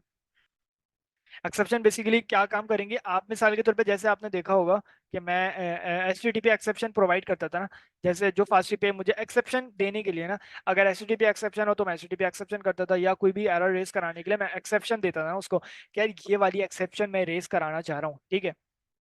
तो हम अभी अपनी कस्टम एक्सेप्शन बना रहे हैं, और जो बड़े बड़े प्रोजेक्ट होते हैं ना उसमें ऐसे ही किया जाता है, वो कस्टम एक्सेप्शन बनाते हैं, और फिर उनके लिए आसानी होती है, जब उनको कॉल करना होता है ना, वो सिर्फ उस एक्सेप्शन को कॉल करते हैं, उसके अंदर मैसेज खुद ही लिखा हुआ होता है, और फिर उसको डायनेमिक करने के लिए ना वो कुछ एक एक्स्ट्रा मैसेज प्रोवाइड कर देते हैं उसके अंदर ना। तो एक्सेप्शन का ये काम होता है ना, तो अभी हम कुछ एक्सेप्शन बनाने जा रहे हैं, ठीक है। तो सबसे पहले हमारी जो एक्सेप्शन होगी ना, अगर मैं अपने प्रोजेक्ट की बात करूं, क्विज के प्रोजेक्ट के अंदर ना क्या क्या एक्सेप्शन होती रहती है, साथ साथ दोहराइएगा और साथ मुझे बताते भी रहिएगा ना कि ये एक्सेप्शन हो सकती है ना। सबसे पहले तो ये हो सकती है कि यार यूजर ने ईमेल गलत डाला है, तो इनवैलिड इनपुट की भी एक्सेप्शन हो सकती है। ठीक है, हम एचटीटीपी एक्सेप्शन से भी कर सकते हैं वो काम ना, लेकिन मुझे बेहतर ये लग रहा है कि हमें क्या बोलते हैं अलग से करना चाहिए, क्योंकि एक बड़ा प्रोजेक्ट है ना। और मैं जब उसको कॉल करना चाहूँ, जाहिर हर हर दफा मुझे एचटीटीपी एक्सेप्शन को इंपोर्ट कराना नहीं पड़ा एक लाइब्रेरी को ना, तो मैं अपना एक एक्सेप्शन कॉल कराता हूँ उधर ना। ठीक है, तो तो ये अभी एक्सेप्शन के सबके लिए डिफरेंट बनेगा, लाइक यूजर के लिए अलग, यूजर नेम के लिए अलग, पासवर्ड के लिए अलग? नहीं आई एम नहीं जस्ट थिंकिंग लाउडली। नहीं नहीं, जो यूजर जिस टाइप का मुझे एक्सेप्शन प्रोवाइड करना है ना, जैसे मिसाल के तौर पे उसने मुझे कोई ऐसा ईमेल दिया जो कि फाउंड ही नहीं हो रहा, तो मैं एक एक्सेप्शन बना दूंगा इधर, नॉट फाउंड एक्सेप्शन। ठीक है, जब मुझे सही। नॉट फाउंड एक्सेप्शन को रेस कराना है, मैं उस नॉट फाउंड एक्सेप्शन को कॉल करूंगा, बेसिकली वो खुद ब खुद रेज हो जाएगी। ठीक है, जैसे मिसाल के तौर पे अब एक और चीज ये आती है कि मिसाल के तौर पे बहुत सारी एक्सेप्शन हो सकती है ना, या तो मैं उसको ये कहूँ कि इनवैलिड इनपुट की एक एक्सेप्शन बना दूं। जब मैं इनवैलिड इस इनपुट की एक्सेप्शन दूंगा ना उसको, तो उसके अंदर मैंने जो भी मैसेज देखा हुआ होगा ना वो खुद ब खुद रेज हो जाएगा। ठीक है, अब चाहे वो ईमेल का लिखा हुआ हो, चाहे मैं उसको डायनामिक कर लूं कि मुझे ईमेल का चाहिए, जब हम देखेंगे सिर्फ अभी तक ये समझे कि एक्सेप्शन रेज कराने के लिए ना हम अपनी एक्सेप्शन बना रहे हैं इधर ना, जैसे एचटीटीपी मतलब एक्सेप्शन। यूजर एक्सेप्शंस बना रहे हैं, जितने भी केसेस होते हैं ना आपके, बिल्कुल आप यूजर हैंडेड एक्सेप्शंस बनाएंगे उसकी और यहाँ पे लिस्ट डाउन कर देंगे, और बिल्कुल ऑफ ऐसे, कोर्स प्रोग्रामेटिकली आप उसको रेस कराते रहेंगे उनको। बिल्कुल ऐसे जैसे मिसाल के तौर पे अभी हम JWT का एक एरर है ना, तो उसको हम रेस कराना चाह रहे हैं। जैसे अगर मैं इधर आऊँ ऑथेंटिकेशन, तो इधर क्या बोलते हैं, मैं क्या करूंगा, इधर मैं आके रेस करा दूंगा डायरेक्ट डायरेक्ट ना, इधर मैं क्या बोलता हूँ रेस। ठीक है, और जो गॉट JWT का इट, एरर है क्लियर ना क्लियर जी। क्लियर। ठीक है, तो क्लियर इस है, तरीके क्लियर है। से मैं अपनी एक्सेप्शन अभी अपनी एक्सेप्शन बनाना चाह रहा हूँ ना। ठीक है, अपने मैसेज होंगे, सही। इधर JWT एरर का कोई मैसेज होगा, अब मैं अपनी बनाऊंगा तो जाहिर सी बात है वो मेरा मैसेज होगा। ठीक है, got it, got it, got तो अभी हम स्टार्ट करते हैं ना। जाहिर सी बात है एक्सेप्शन अगर मैं इधर आके चेक करूं, ऑथेंटिकेशन का एक क्लास होगी, क्लास है ना, तो मुझे भी एक क्लास बनानी पड़ेगी ना। अब वो एक्सेप्शन के साथ कैसे खास होती है तो वो हम देखते हैं ना अभी। तो अभी मैं एक्सेप्शन बनाने जा रहा हूँ, किसकी क्लास एक्सेप्शन होगी। सबसे पहले अगर मैं बात करूँ तो मेरी क्विज क्विज के प्रोजेक्ट के अंदर किस किस टाइप की एक्सेप्शन हो सकती है, कोई मुझे बताए। बल्कि साथ साथ करते हैं, एक तो मैंने आपको बताया इनवैलिड इनपुट की ना, अब वो किसी की बेस पे भी हो सकती है। और कोई बताए, नॉट फाउंड की भी हो सकती है कि यूजर नॉट फाउंड नहीं, डेटाबेस में कोई भी चीज फाउंड नहीं होती, लॉगिन नहीं हुआ या क्विज फाउंड नहीं हुआ, तो मैं नॉट फाउंड एक्सेप्शन को बुला लूंगा, कॉल करा दूंगा। और कोई बताए जो ज्यादा मैं इस्तेमाल कर रहा हूँ। ईमेल ऑलरेडी एग्जिस्ट, अगर कोई इनवैलिड, यूजर पहले से ही हाँ कॉन्फ्लिक्ट्स, साइन हाँ अप वाली ईमेल से क्रिएट अकाउंट हाँ करना चाहे तो उसकी एक्सेप्शन हो सकती ठीक है, कॉन्फ्लिक्ट रॉन्ग एक्सेप्शन पासवर्ड है। वो इनवैलिड इनपुट में ही आ जाएगा। अच्छा, और उसके अलावा स्पेलिंग मिस्टेक जैसे होती हैं पूछने के लिए, वो भी इनपुट इनवैलिड इनपुट में आ हाँ इनवैलिड जाएगा। इनपुट में ही आ जाएगा, बिल्कुल ऐसे ही। और क्या हो सकता है? है। इनवैलिड टोकन और जो, अच्छा फिर तो टॉपिक से रिलेटेड भी जो अगर मतलब नहीं कर रहा सवाल, तो भी वो भी इनवैलिड इनपुट में आ जाएगा। वो जो भी हम चाहें वो हम अपनी एक्सेप्शन बना सकते हैं, क्विज नॉट फाउंड जो भी होगा ना, मैं डायनेमिक करूंगा हम्म। उसको ना, जो चीज मैं प्रोवाइड करूंगा वो उसी की बेस पे एक्सेप्शन देगा ना। अब मतलब उससे मल्टीपल रिलेटेड एक्सेप्शन, पर्पस के लिए चल जाएगा, एक ही अगर डायनेमिक बनाए हम तो।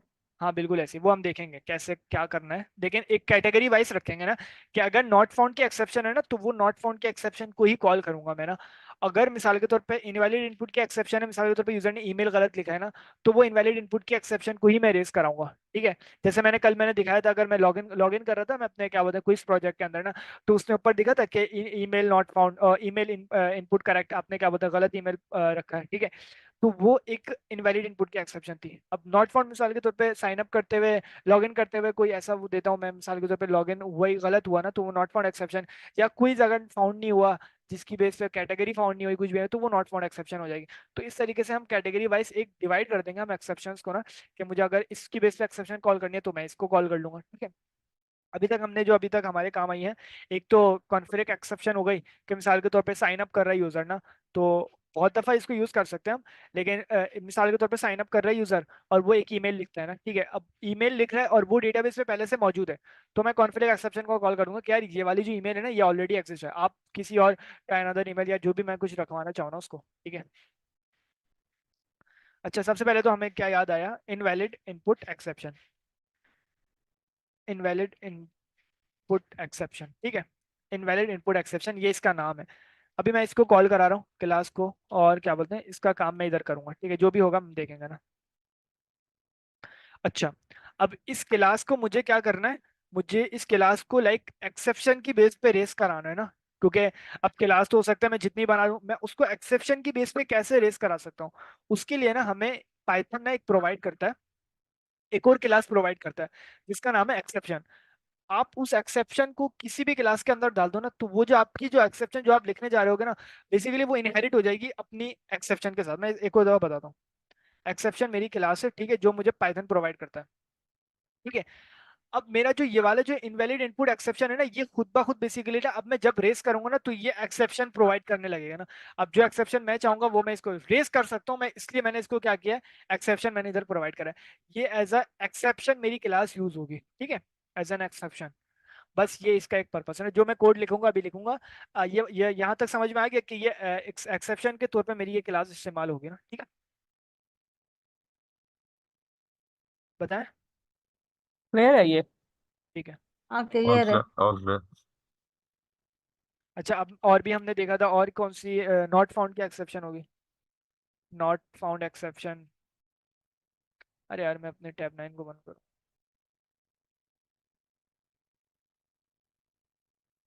ठीक है, नॉट फाउंड के एक्सेप्शन हो गया। ठीक है, ये भी जाहिर सी बात है एक्सेप्शन से रेस करेगी, ठीक है। और अभी मैं इस पे कुछ कोड लिखूंगा, वो हम देखते हैं ना। अच्छा, और क्या हो गया एक्सेप्शन अगर मैं बात करूं तो, अभी हमाद ने बताया कॉन्फ्लिक्ट्स की एक्सेप्शन, मैं उसका नाम कुछ भी दे सकता हूँ, किसी और के कोई और नाम याद आ रहा है तो बताया मुझे, कॉन्फ्लिक्ट के अलावा।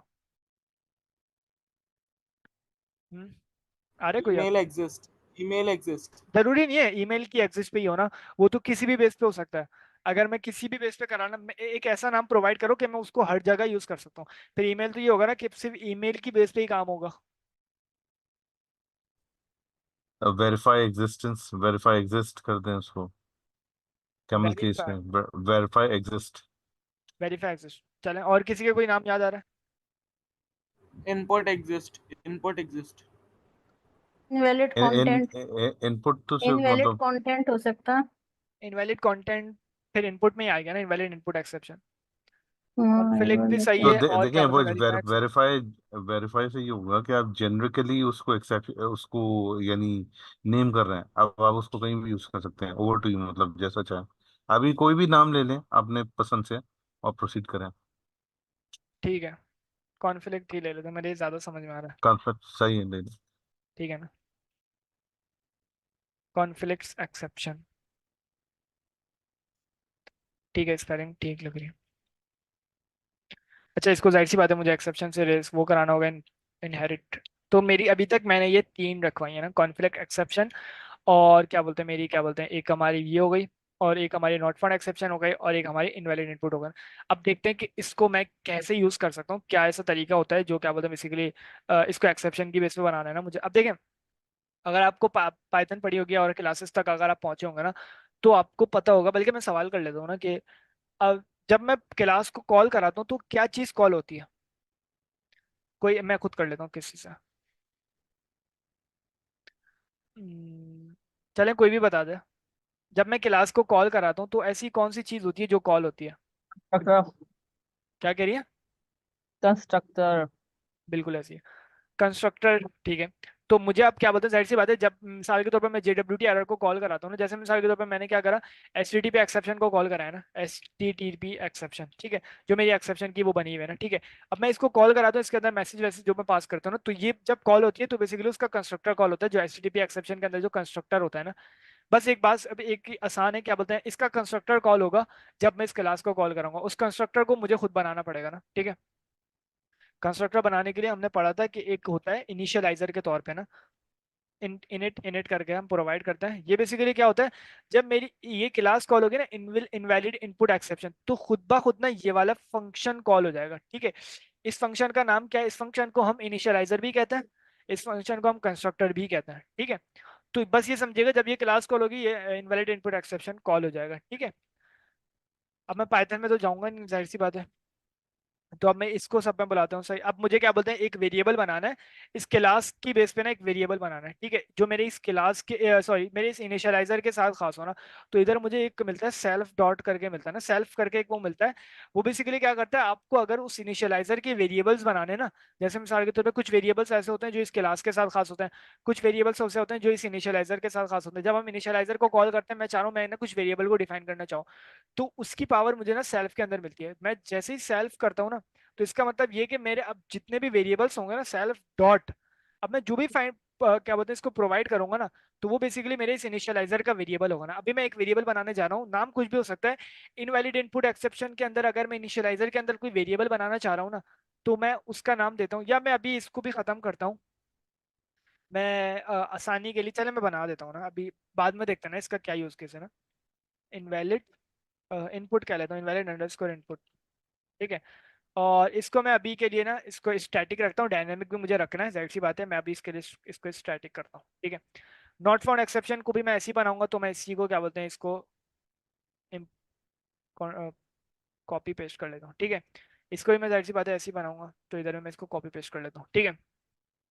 बस ये समझिएगा, जब ये क्लास कॉल होगी, जब ये इनिशियलाइजर कॉल होगा, और जब इनिशियलाइजर कॉल होगा, तो मेरे कुछ वेरिएबल्स बनेंगे जिसमें से एक है इनवैलिड इनपुट।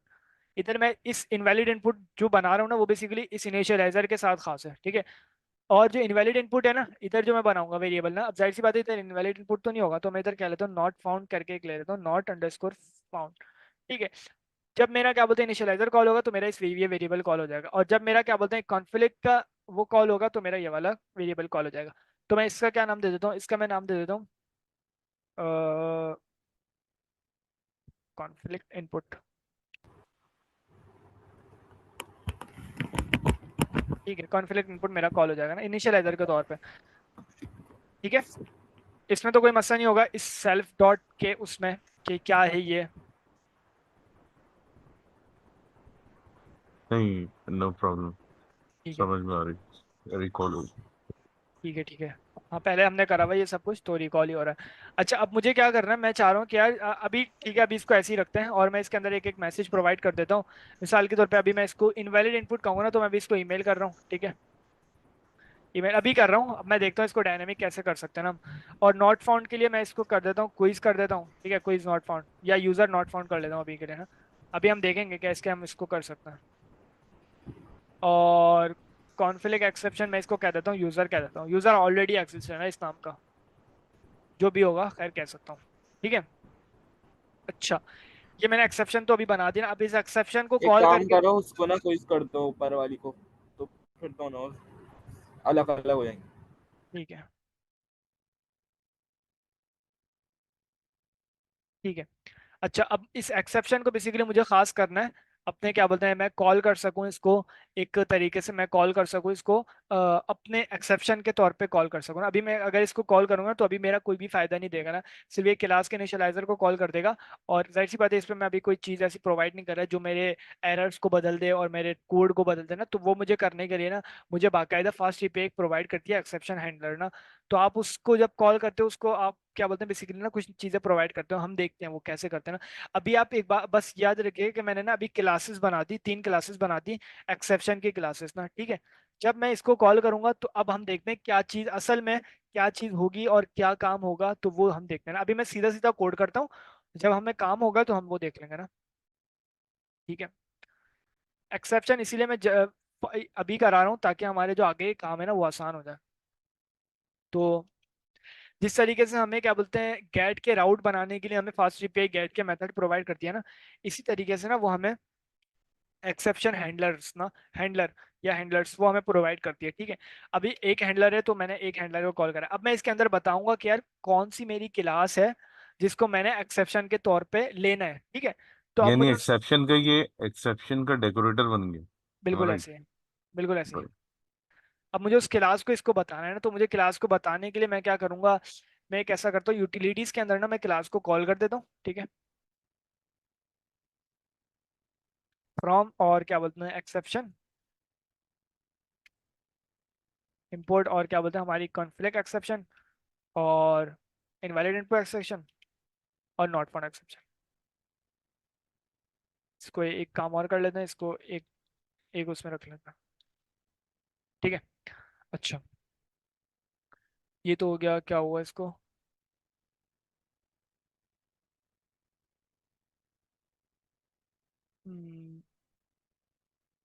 डॉट एक्सेप्शन, अब ठीक है। डॉट यानी कि उस राउट में रहते हुए, या तो एक और काम हम कर सकते हैं इसको, बल्कि ठीक है अभी हम देख देख लेंगे ना। ठीक है, इस एक्सेप्शन को मैं इंपोर्ट करा लेता हूँ। कहाँ से इंपोर्ट कराऊंगा, मैं इसको इंपोर्ट करा लेता हूँ फ्रॉम, जो हमने बनाया है ना, क्या बनाया है, quiz backend dot utilities dot x imports, और इसके अंदर से मैंने इंपोर्ट करा दिया क्या। अभी के लिए मैं जो बनाने जा रहा हूँ वो मैं नॉट फाउंड की बना रहा हूँ ना, नॉट फाउंड की एक्सेप्शन मैं करना चाह रहा हूँ, ठीक है। अच्छा, अब मैं नॉट फाउंड के एक्सेप्शन को कहाँ रखूंगा, कैसे काम करूंगा, वो मैं इसको इधर बताऊंगा। मैंने नॉट फाउंड एक्सेप्शन मेरी बेसिकली ना कॉल होगी, ठीक है। मैंने इसको अभी ये बता दिया कि यार इस एक्सेप्शन हैंडलर में मैंने इसको ये बता दिया कि यार ये बेसिकली, एक मिनट, नॉट फाउंड एक्सेप्शन मेरी ना बेसिकली काम करेगी। और अब मैंने क्या बोलते हैं, इसके अंदर मैं जो भी डेकोरेटर कॉल करूंगा ना, उसका असल में काम होगा ना एरर को रेज करना और मैसेज को रेज करना, ठीक है। अब हम करते हैं ना, तो मैं क्या बोलते हैं, मैं असल में मैं जो कॉल करूंगा ना, मैं उसी को कॉल करूंगा, वो जो मेरा क्या बोलते हैं एक्सेप्शन मैंने रेज कराई हुई है ना, जो मैंने क्लासेस बनाई हुई है। होगा काम क्या, सबसे पहले तो मैं एक सीधा सीधा ना कोड करता हूँ, उसके बाद हम आपको मैं बताता हूँ ना। मैं इसको नाम देता हूँ नॉट अंडरस्कोर फाउंड का ना, ठीक है। मैंने इसको अभी सिर्फ नाम दिया। अच्छा, अभी कुछ नहीं कर रहा मैं, इसको क्या बोलते हैं खत्म कर, एक क्या बोलते हैं इस तरीके से रख रहा हूँ। होगा क्या, जैसे ही मेरा मिसाल के तौर पे जब मैं नॉट फाउंड के एक्सेप्शन को रेस करूंगा ना, तो सबसे पहले होगा ये कि सबसे पहले वो चेक करेगा कि यार क्या ऐसी कोई फास्ट एपीआई के ऐप के अंदर, यानी जो ऐप आपने प्रोजेक्ट के तौर पे इनिशियलाइज कराई है ना आपकी ऐप, उसके अंदर कोई ऐसी एक्सेप्शन हुई है, हैंडलर हैंडलर के तौर पे इस्तेमाल हुई है। बोलेगा हाँ यार इस्तेमाल तो हुई है, ठीक है। वो जाएगा हाँ यार नॉट फाउंड की एक्सेप्शन इस्तेमाल हुई। सबसे पहले वो क्या करेगा, नॉट फाउंड के एक्सेप्शन को मैं रेस करूंगा ना, वो सबसे पहले जाएगा मेरे एक्सेप्शन के पास और बोलेगा यार ये वाली एक्सेप्शन मैंने कॉल करी है, इसको मैंने कॉल कर दिया। अभी मैं जाहिर सी बात है कुछ भी मैं पास नहीं कर रहा डायनेमिक ना, ठीक है। एक मैंने वेरिएबल, अब मैंने आपको बताया था जब मैं एक्सेप्शन को रेस करता हूँ, यानी जब मैं क्लास को कॉल करता हूँ, बेसिकली उसका इनिशियलाइजर कॉल होता है, तो ये कॉल हो जाएगा, ठीक है। और self self dot not found के अंदर क्विज आ जाएगा मेरा ना, ठीक है। अब मैं जैसे ही इसको एक्सेप्शन को रेस कराऊंगा ना, वो बेसिकली जाएगा मेरे, बोलेगा यार ये नॉट फाउंड की एक्सेप्शन फास्ट एपीआई के अंदर कहीं हैंड हुई है, हैंडलर के तौर पे इस्तेमाल हुई है, एक्सेप्शन के हैंडलर के तौर पर। वो बोलेगा हाँ, बोलेगा यार फौरन उसके डेकोरेटर के पास जाओ। वो बोलेगा हाँ यार ये एक्सेप्शन जो हुई है ना, नॉट फाउंड की एक्सेप्शन जो आपने रेस कराई है ना, वो बेसिकली इस्तेमाल तो हुई है, उसका डेकोरेटर ये रहा बेसिकली। होगा ये, जैसे ही मैं एक्सेप्शन को रेस करूंगा नॉट फाउंड के एक्सेप्शन, सबसे पहले वो उधर जाएगा, उसके बाद उसको चेक किया जाएगा क्या एक्सेप्शन हैंडलर के अंदर उसको इस्तेमाल किया जा रहा है। बोलेगा हाँ उसको इस्तेमाल किया जा रहा है, वो फौरन बेसिकली इस फंक्शन को चला देगा। इस फंक्शन को चलाएगा ना, सबसे पहले जो रिक्वेस्ट होगी ना वो मेरे पास इधर आ जाएगी। रिक्वेस्ट में जाहिर सी बात है अभी तो कुछ नहीं आएगा। रिक्वेस्ट में अगर मैं बात करूं अभी मेरी क्या बोलते हैं रिक्वेस्ट में, तो जाहिर सी बात है कुछ नहीं आने वाला, क्योंकि रिक्वेस्ट किस बेस पे देगा, एक एरर की बेस पे रिक्वेस्ट देगा ना कि यार मैं एक एरर को रेस कराने जा रहा हूँ, तो वो एक एरर की रिक्वेस्ट देगा, तो मैं उस रिक्वेस्ट का तो कुछ नहीं कर सकता ना, ठीक है। अच्छा, ये तो ठीक है, एक रिक्वेस्ट मेरे पास आएगी, दो पैरामीटर्स मेरे पास आते हैं ना इधर। एक तो रिक्वेस्ट आती है मेरे पास, और दूसरी मेरे पास बेसिकली जो मैं क्लास को कॉल कराता हूँ ना, जो मेरी एक्सेप्शन होती है वो मेरे पास आती है, ठीक है। दो चीजें आती हैं, एक तो मेरी वो आती है बेसिकली जो मेरी क्या बोलते हैं क्लास होती है ना, ठीक है, जो मेरी क्लास में कॉल कराता हूँ ना वो मेरे पास आती है, सही है। और दूसरा मेरे क्या बोलते हैं रिक्वेस्ट आती है, पहला आता है मेरे रिक्वेस्ट आती है, और दूसरी बेसिकली जो मैंने एक्सेप्शन रेस कराई होती है ना, वाली क्लास मेरे पास उठ के आ जाती है, ठीक है। तो उस क्लास को मैं नाम दे देता हूँ एक्सेप्शन के नाम से ना, ठीक है। और जाहिर सी बात है ये एक्सेप्शन जो मेरी है ये नॉट फाउंड एक्सेप्शन के, इस डेकोरेटर का फायदा जब भी होगा जब आपने मिसाल के तौर पे इस नॉट फाउंड एरर, इस एक्सेप्शन का फायदा जब भी होगा जब आपने इस नॉट फाउंड एक्सेप्शन को इसके पैरामीटर के अंदर रखा होगा। अदरवाइज वो कभी भी इस डेकोरेटर को चलाएगा ही नहीं, उसको पता ही नहीं होगा कि यार इस तरह की कोई एक्सेप्शन इस तरह की कोई एक्सेप्शन मेरे हैंडलर के अंदर इस्तेमाल की गई है।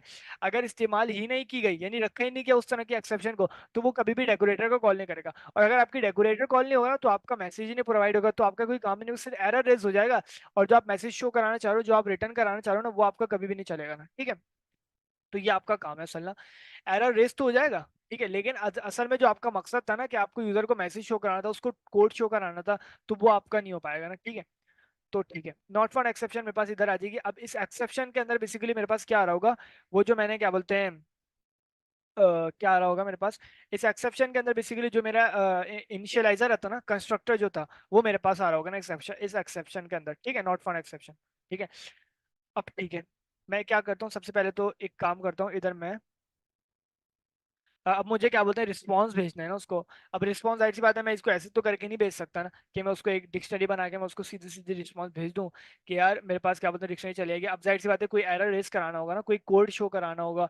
तो इसी तरीके से ना मैं उसको क्या बोलते हैं, फास्ट वे हमें ना कुछ प्रोवाइड करता है जेसन रिस्पॉन्स ना। जेसन रिस्पॉन्स जाहिर सी बात है इंपोर्ट कराना पड़ेगा मुझे फास्ट एपीआई से। जेसन रिस्पॉन्स करके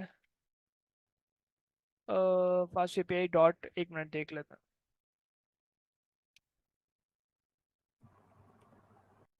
कुछ याद आ रहा है fast API dot, fast API dot response ऐसा कुछ था। अच्छा, from fast from API fast API dot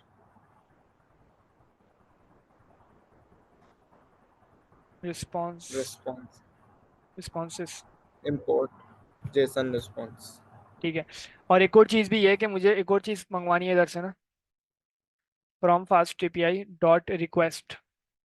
ठीक है, और मुझे रिक्वेस्ट मंगवानी है, ठीक, ताकि मैं इस रिक्वेस्ट को बेसिकली खास कर सकूं कि मेरी जो रिक्वेस्ट जो आ रही है ना वो इसी के साथ आ रही है ना, मैं इसकी टाइप देनी है बस ना। ठीक है, ये मेरी हो गई ना। अब मैंने आपको बताया ये नॉट फाउंड का एक्सेप्शन रेज हुआ। अब मुझे क्या जेसन का रिस्पॉन्स भेजना है ना, रिस्पॉन्स भेजना है तो मुझे इसको रिस्पॉन्स को मैंने भेज दिया। ठीक है, सबसे पहले तो कंटेंट आएगा, मैं क्या कंटेंट भेजना चाह रहा हूँ आपको इधर दिख रहा होगा कंटेंट। ठीक है, और स्टेटस कोड भी आएगा। ठीक है, और कुछ हेडर्स भी आ सकते हैं। अभी मैं सिर्फ क्या बोलते हैं इसको स्टेटस कोड में दे देता हूँ। स्टेटस कोड अगर मैं कहूँ नॉट फाउंड का स्टेटस कोड 400 होना चाहिए ना, तो ठीक है। और मेरा कंटेंट आ जाएगा, कंटेंट में इसको इधर नॉट से, फाउंड का 404 होता है। हम्म, ठीक है भाई कर देता। ठीक है, 404 हो गया। ठीक है, अच्छा कंटेंट के अंदर मैं बेसिकली असल में जो कंटेंट बताऊंगा ना, जो मुझे रिटर्न कराना होगा ना वो असल में कंटेंट होगा ना, तो जाहिर सी बात है रिटर्न भी करा दूंगा। थोड़ा सा फीका कॉन्सेप्ट है लेकिन एक दफा कर लेंगे तो समझ में आ जाएगा। अच्छा, असल में जो कंटेंट होगा ना वो बेसिकली शो होगा ना, तो कंटेंट के अंदर अभी हम लिख लेते हैं जो क्या बोलते हैं, क्या लिखना चाहिए मुझे। सबसे पहले तो ये कि सीधा सीधा हम एक इसको बोल देते हैं not found, user not found. ठीक है, ये आ गया हमारे पास। ठीक है, अभी तक सब कुछ आसान चल रहा है। एक्सेप्शन के अंदर मैं एक चीज देखना चाह रहा हूँ कि इसको एफिस्टिंग करते हैं, exception, exception dot not found. ये जो नॉट फाउंड है ना बेसिकली ये वही है जो मैंने क्या बोलते हैं वेरिएबल मैंने इधर बनाया ना। ठीक है, ये वेरिएबल मैंने आपको बताया था जब मेरा इनिशियलाइजर कॉल होता है, तो मेरे जो मेरा इनिशियलाइजर कॉल होता है ना जब मैं क्लास को कॉल कराता हूँ, और मेरे इस इनिशियलाइजर का जो वेरिएबल है ना वो ये रहा नॉट फाउंड ना। तो मैंने इस वेरिएबल को, अभी क्विज है ना, तो मैंने इस क्विज को मैंने बना बुला लिया, कहाँ पे बुला लिया, अपना राउट के अंदर। और इधर मैंने कह दिया यूजर नॉट फाउंड, और इधर मैंने कह दिया एक्सेप्शन डॉट नॉट फाउंड। अभी एक्सेप्शन डॉट नॉट फाउंड मैंने क्या बोलते हैं स्टैटिक रखा हुआ है, क्विज रखा हुआ है ना। तो मैं एक काम करता हूँ, इसको मैं शुरू में ले जाता हूँ।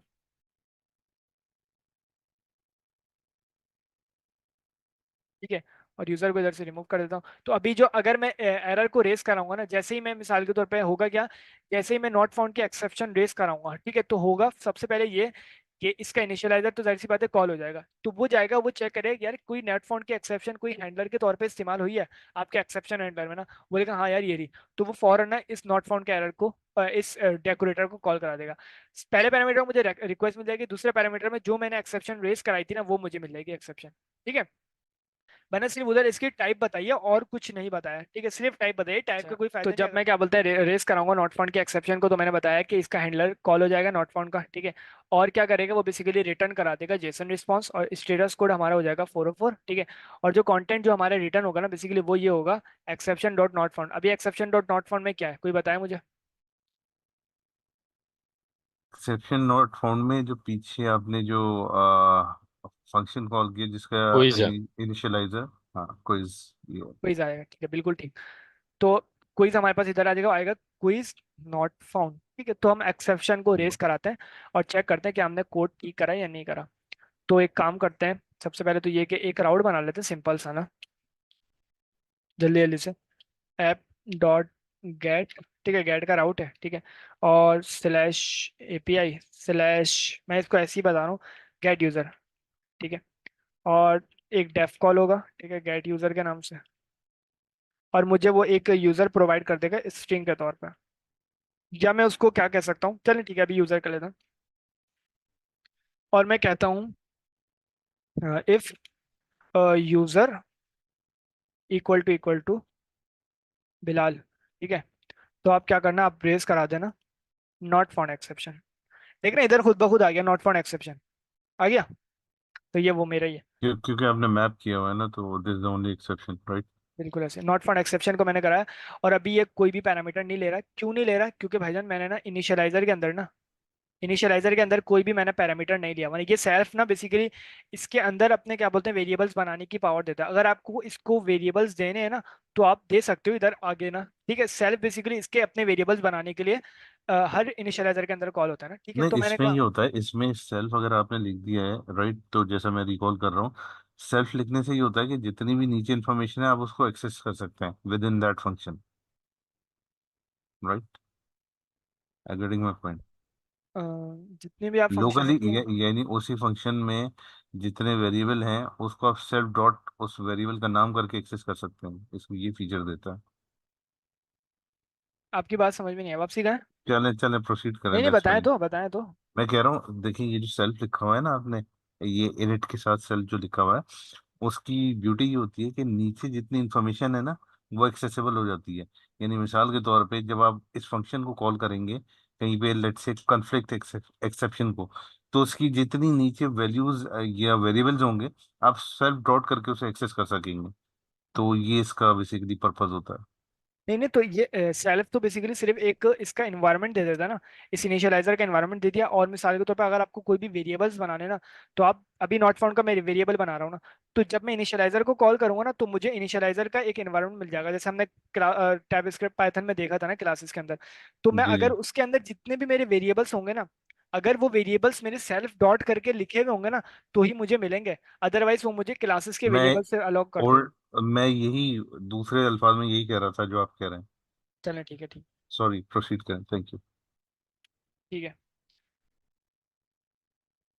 ठीक है। अच्छा, अब क्या बोलते हैं, चेक करते हैं और हमारा देख लेते हैं। क्विज हमने रखवाया हुआ है ना उधर, तो यूजर कर लेते हैं ना उसको। एक्सेप्शन के अंदर इसको हम यूजर कर लेते हैं, ठीक है। और कॉन्फ्लिक्ट्स के अंदर हम अभी क्या बोलते हैं क्विज रख देते हैं। अभी ऐसे सिंपल। तो इस राउट को जल्दी से कॉल कराते हैं और चेक करते हैं हमारे एरर्स कैसे हैं। तो सबसे पहले देख लेते हैं ठीक लेगा सब कुछ। और चलें चेक कर लेते हैं। पोइट्री रन यूवी कॉन, ठीक है। क्विज बैकएंड डॉट और हमारा क्या है route colon app minus minus port 8000 minus minus reload,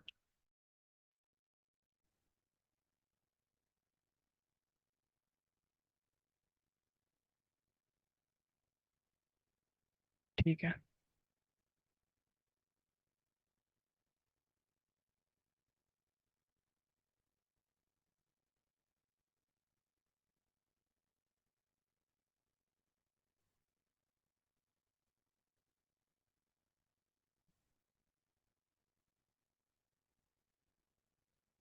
ये हमारा वाला राउट हो गया और डॉक्स के अंदर आ जाता है ना।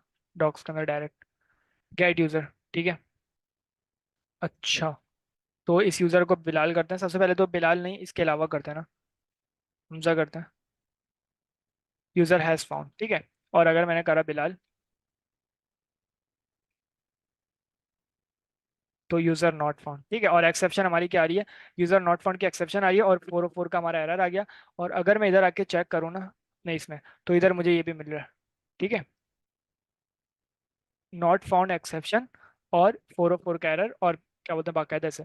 अब मुझे क्या करना है, मैं इस यूजर को अभी देखें, अभी मैं डायनेमिक नहीं कर पा रहा ना, सिर्फ यूजर ही करूंगा क्या, यूजर ही नॉट फाउंड हो सकता है। तो मुझे डायनेमिक करना है ना, तो मैं क्या करूंगा, सिर्फ इधर आके एक काम कर लूंगा। मैं बोलूंगा यार जब इनिशियलाइजर कॉल होगा ना तो मैं उससे एक वेरिएबल लूंगा। उसका नाम कुछ भी हो सकता है, ठीक है। सॉरी इधर नहीं, इधर। जब मैं इनिशियलाइजर लूंगा तो मैं उससे ना एक वेरिएबल लूंगा। इनिशियलाइजर को जब मैं कॉल करूंगा एक वेरिएबल लूंगा। तो उसका मैं नाम रख देता हूँ अभी के लिए आर्गुमेंट्स नाम रख देता हूँ क्योंकि वो कुछ भी हो सकता है, ठीक है।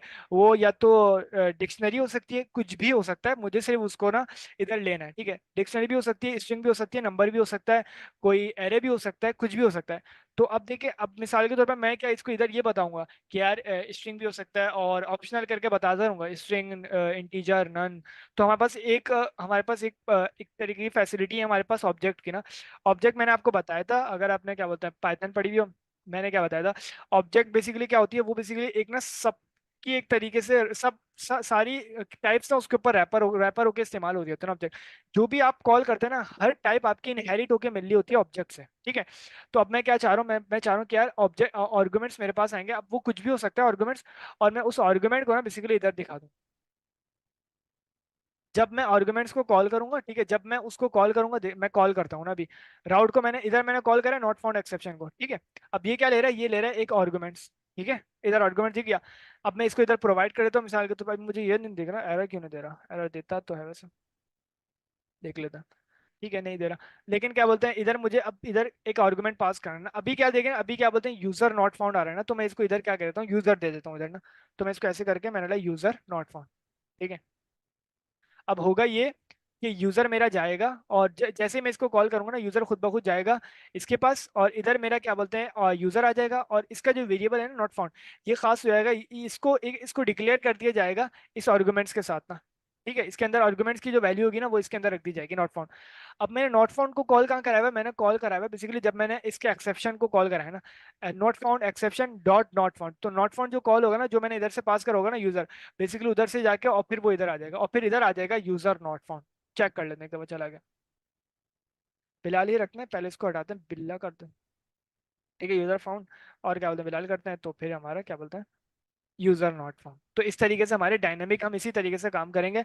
और जहाँ पे अब हम और बनाते रहेंगे क्लासेस, अभी नॉट फाउंड की बनाई है, अभी क्या बोलते हैं और बना लेंगे, और फिर नॉट फाउंड के अलावा और भी बनाते रहेंगे। तो अब आप ये काम करिएगा, मैं तो अभी तक इस कोड को इतना ही रख रहा हूँ ना, ठीक है। आपने क्या काम करना है, सब ने ना जो भी है ना, ये काम करना है, आपने नॉट फाउंड की बनाई है ना मैंने, इसी तरीके से आपने बनानी है इनवैलिड इनपुट की, ठीक है। और कॉन्फ्लिक्ट एक्सेप्शन की, दोनों की आपने सिर्फ ऐसे ही बनानी है, बिल्कुल ऐसे ही ना, ठीक है, कोई भी चेंजेस नहीं होंगे। एक्सेप्शन अंडर ऐसे यूज होगा, सब कुछ ऐसे ही होगा। मैसेज आप चेंज करा दीजिएगा, जो आपको अच्छा मैसेज लग रहा हो ना, जो आपको इनवैलिड इनपुट की बेस पे जो आपको मैसेज सही लग रहा हो, जो आपको यूजर को रेस कराना हो ना, तो वो आप इधर रख दीजिएगा। और डायनेमिक होना चाहिए, जैसे नॉट फाउंड इधर आ रहा है ना, वैसे ही उसका भी इधर क्या बोलते हैं कि ऐसे करके इधर से आ रहा है, जैसे मैंने करा हुआ है ना, ठीक है। सारा कोड मैंने आपको बता दिया कि आर्गुमेंट्स उठ के इधर से आ रहे हैं, इसके टाइप मैंने ऐसी क्यों रखी है, और ये ऐसे काम होगा ना, ठीक है। तो इस तरीके से आपने तीनों आपने ना इधर बनाने, ठीक है। तो इस तरीके से हमारा क्या बोलते हैं काम हो जाएगा।